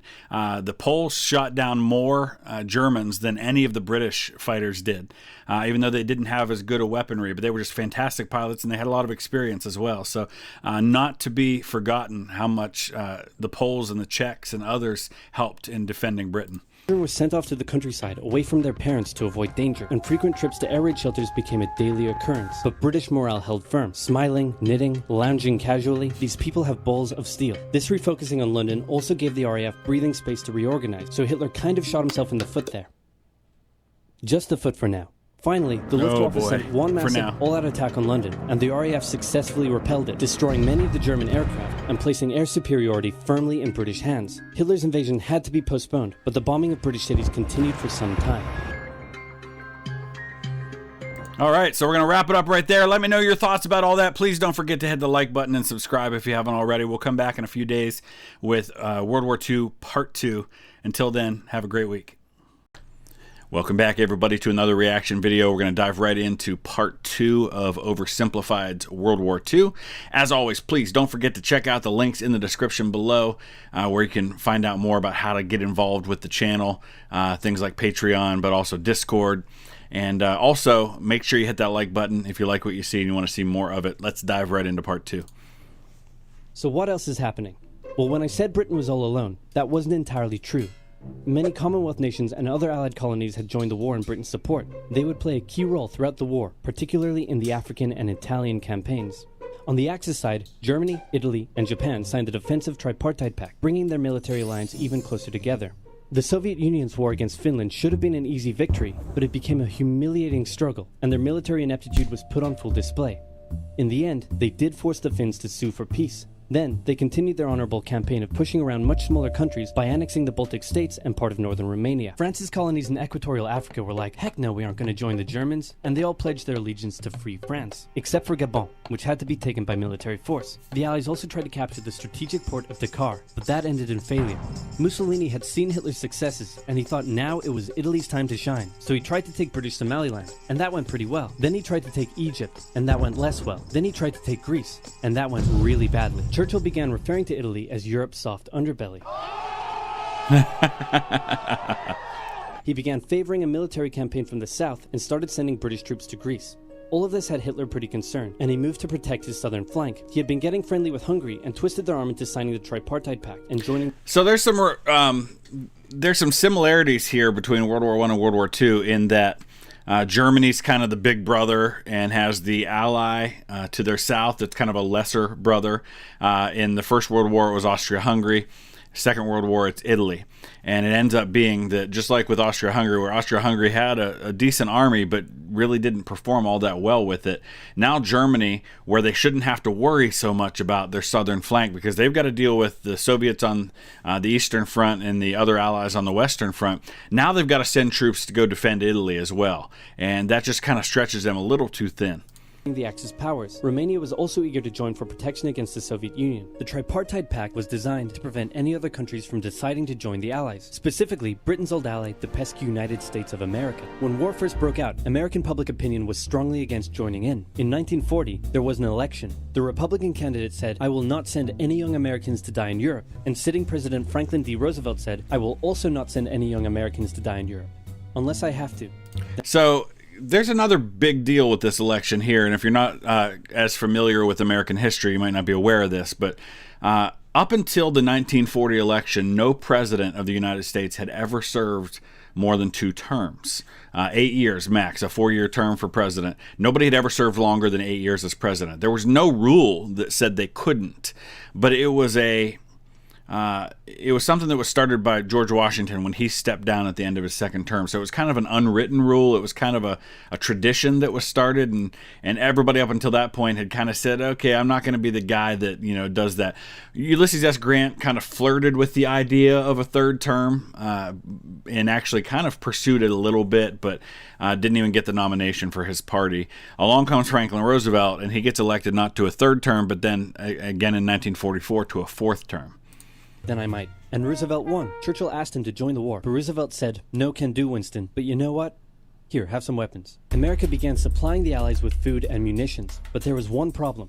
German U-boats were sinking thousands of Allied supply ships in the Atlantic, including American ones. If the Germans could sever Britain's supply line, the UK would starve. Throughout the war, the Allies had to come up with better technology to fight the U-boats. Improved radar, aircraft with longer range, better weaponry and convoy tactics. At one point, a man even called a meeting and said, "Pykrete, you take some wood, you take some ice, you put them together, you get pykrete." And then he pulled out a gun and shot some wood and it shattered. And then he shot some pykrete and the bullet ricocheted off it and hit someone else in the conference room. Then I don't know if that last part's true, but I do know that pykrete was really a thing that they explored. But I don't know the exact numbers, but I think anybody who reads how much shipping was sunk by German U-boats in the Atlantic, it will blow your mind. I mean, you have to imagine the massive amounts of stuff that was being shipped across the Atlantic Ocean from the United States to Britain. Because just the amount that was sunk was a massive amount. So, I mean, it was devastating what the U-boats were doing, and yet it didn't really slow things down all that much. they tried to make a pykrete aircraft carrier, but that idea was scrapped because that's a really dumb idea. In the end, Alan Turing and his team of codebreakers cracked Germany's Enigma code, and the U-boats gradually became less and less of a threat. So Alan Turing, I highly recommend. I mean, it's not an exact historical account of what happened, but the film The Imitation Game starring Benedict Cumberbatch is just so good. Really one of my favorite movies I've seen in a long time. Brilliantly acted, especially by Benedict Cumberbatch, but I highly recommend that you watch it. Give you a lot of the background into them breaking the Enigma code. Back in Africa, Britain decided to push Italy out of Egypt. Hey, that was pretty easy, so they kept going. Hitler realized he was going to have to finally step in and do something. He went to Bulgaria and Yugoslavia and said, hey, I'm going to move troops through you to get to Greece, so either join us or, be invaded. Bulgaria opted to join them. Yugoslavia opted to be invaded. Then Greece finally fell to the joint German-Italian invasion. The British had moved troops from North Africa to fight in Greece, which helped Rommel and his tank divisions push the British back to Egypt, and they could have kept going, but a small, mostly Australian force held out under siege for 8 months in Tobruk, denying the Germans a strategic port city and disrupting their supply line. Despite having some success in the Middle East, the British didn't seem like any real threat for now. Hey, Soviet Union, look out! Yep. With 3 million troops, Hitler launched the Huge largest mistake. ground invasion in history, and Stalin was far from ready. And this was the moment that Adolf Hitler lost the war, because I don't know if the Soviets would have eventually jumped in against Germany or not, but I do know that Hitler had no reason whatsoever to open a second front in this war like he did, unless he just really thought that the United States wasn't going to enter the war and that Britain wasn't going to really do a whole lot, and the other allies. I don't know. I would love to know what Adolf Hitler was thinking. I know what he wanted. He wanted Lebensraum. He wanted room for living, but that was such a dumb idea. That might be in the top 10 worst decisions in history right there. Both Churchill and Roosevelt had warned him of an impending attack, but he dug his head in the sand and the Soviets didn't stand a chance. Germany made staggering progress, with huge encircling movements capturing mind-boggling numbers of Russian troops. 250,000 at Bialystok, Minsk, 300,000 at Smolensk, nearly 700,000 at Kiev, and again at Vyazma and Bryansk. Leningrad was put under a siege that would last an insufferable 4 years. The invasion of Russia had been Hitler's main ideological goal from the beginning, and his hatred for the ethnic peoples there was now unleashed in all its fury. The Eastern Front of the Second World War was brutal for all that endured it. The Germans were now inside of Moscow, and that's it. It's all over. But then it happened. It got cold. Stupid cold. Hitler had hoped the Soviets would give up before winter, but they kept fighting. His commanders came to him and said, "Can we please dig in for the winter and wait until spring?" "No, keep going." "But oil is literally freezing inside our vehicles." "That's fine, keep going." "We're having to leave the corpses of our frozen horses by the side of the road so we can still find our way in the snowdrift." "Perfectly normal, keep going." Hitler hadn't given his millions of men winter clothing and supplies because he thought he really should have won by now. Then, Stalin called in troops from the Siberian front, specially trained to fight in the extreme cold, and the Germans were no match. They were now being pushed back. They had no choice but to dig in and wait for winter to end.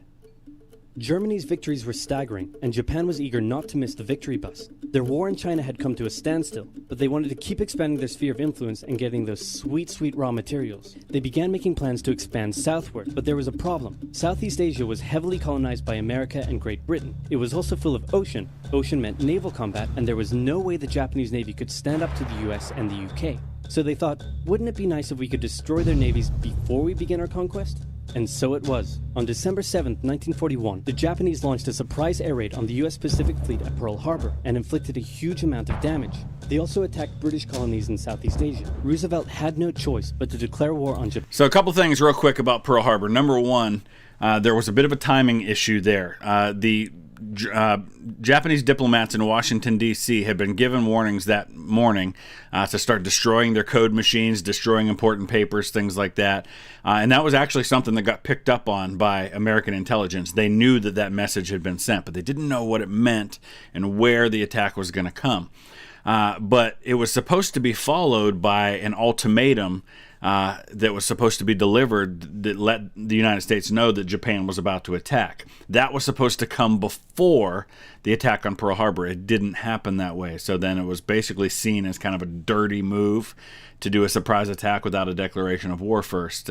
And then the other part, of course, is that the Japanese were hoping to find the carriers. That was the key aspect of this. They wanted to catch the American carriers in port because they knew the carriers were the real targets, not the battleships. But the carriers were actually like a day or two away out to sea. And they also didn't attack the oil tanks, which meant that we still had fuel, and that allowed us to quickly fuel our carriers and get them out to sea. So a couple big mistakes that they made. It was the right idea. If you're going to go to war with the U.S., you've got to take it out quick before they can come back, because they knew they couldn't win a long-term war. Japan, and so did Churchill. Hitler then declared war on America, even though he totally didn't have to. The attack on Pearl Harbor seemed like a big Japanese victory, but they didn't attack any of the naval repair yards, fuel storage tanks, or the submarine base, meaning the Pacific Fleet would be up and running again pretty soon. In the meantime, though, the Japanese were able to begin their conquest. They took Guam, the Gilbert Islands, Wake Island, Hong Kong, and the Philippines. They forced Thailand to join them so they could march their troops through to Malaya. They swept through Singapore, North Borneo, the East Indies, New Guinea, the Solomons, and they were now threatening northern Australia and the borders of India. Japan's victory had been as staggering as the Germans, and it reinforced the Japanese idea that this was a divine war which they were destined to win. But their victories had been based on speed, not power, and power would eventually catch up with them. Yep. For now, though, in all occupied nations, the people suffered. Persecution, forced labor, harsh punishments for any who spoke out against their occupiers. In Europe, the Nazis were rounding up ethnic minorities and other unwanted groups and individuals. In particular, millions of Jewish people would suffer through the terrible events of the Holocaust. Brave resistance movements rose up in defiance of their invaders, while the people held out for hope. And hope was coming. Winter was over, and Hitler could continue his push eastward. But this time, he switched up his strategy. He wanted to focus on the south. His plan was to cut off the Russian armies in the Caucasus, an area full of oil, and then invade the Caucasus and take all the oil. His forces moved across the north with ease, and Hitler got cocky. He rerouted the 4th Panzer Army south early, leaving the 6th Army to complete the encircling movement alone. To do so, the 6th Army had to reach and take the key Soviet city of Stalingrad. The Russians defended it fiercely, and Stalingrad saw some of the harshest fighting of the entire war. The Soviets held up the German advance for 5 months as they battled in the war-torn city, which bought them valuable time. When the Germans... And it seems kind of silly, but not when you understand the people involved. That for Hitler and Stalin both, this was a symbolic thing, because this is the city that's named after Joe Stalin. And so Stalin was going to defend it to the last man, and Hitler wanted to take it just as badly. And that's why it becomes one of the bloodiest battles in all of human history, and why so much devastating fighting happened there. It was absolutely a key place, but there were a lot of key points in the fight in the Soviet Union. This one had the added meaning of the name. The Germans had first launched their invasion a year earlier. The Soviets had moved their factories to the east. Those factories had been building a butt-ton of tanks and aircraft and getting the Soviet army up to scratch. Now, it was ready. Stalin gathered his new and improved forces around the city, and in an attack that resembled Hitler's own encirclement tactics, they began surrounding the Sixth Army. Hitler's commanders came to him and said, "Hey, maybe we should retreat." But Hitler said, "No, you stay." Yep. The entire Sixth Army was trapped and had to surrender.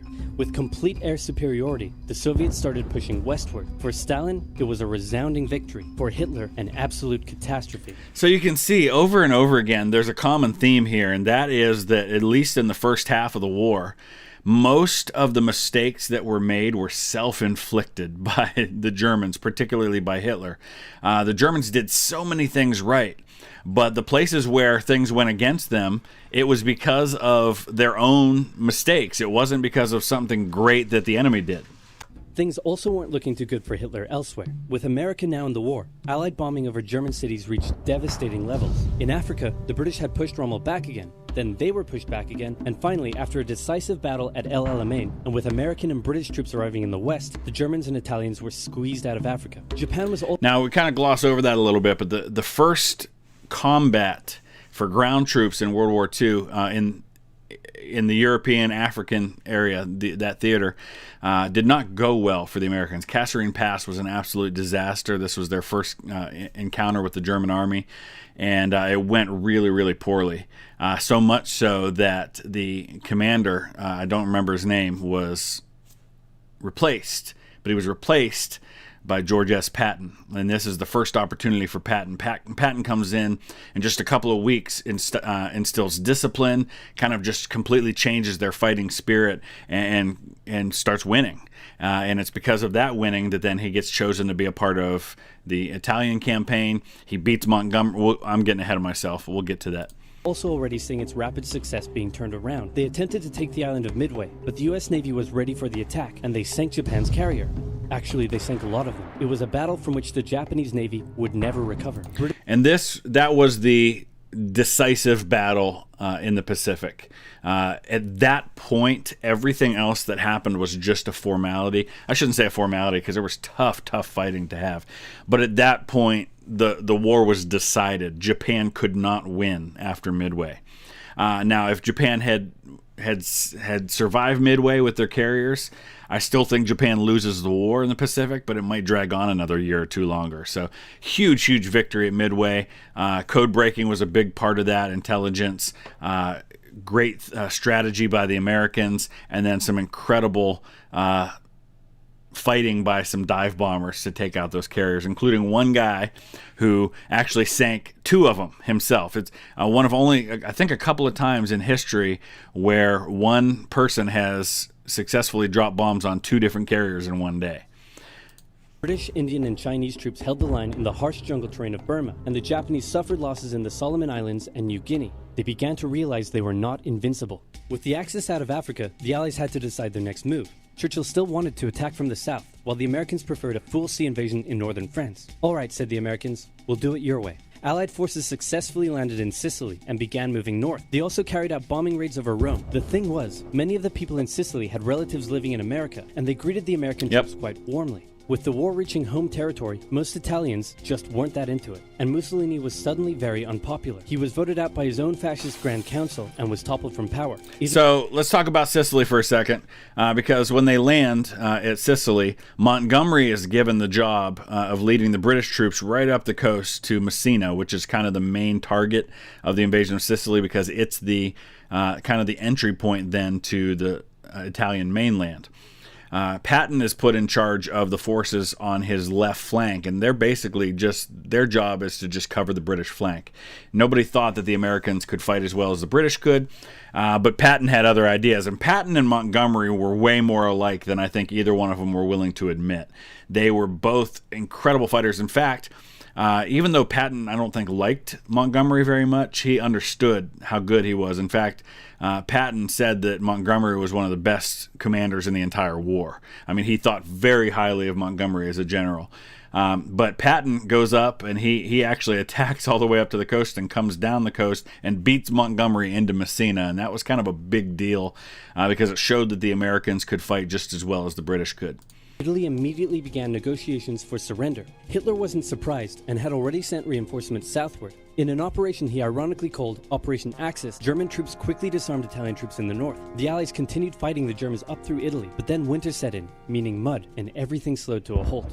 "All right," said the Americans, "let's do it our way as well." Germany had made itself a lot of enemies, and millions of Allied troops had been gathering in England as factories worked around the clock producing the war material needed for a super crazy massive, the likes of which the world has never seen before, invasion of Europe. The Germans knew an Allied invasion would come, but they didn't know where it would land. Thanks to Allied deception tactics, they thought there was a pretty good chance it would come at Calais. And speaking of that deception, which worked brilliantly, it was Patton who was put in command of a fictitious army that was supposed to invade across the Pas de Calais, which was by far the closest point. I think it's like 20 miles or something.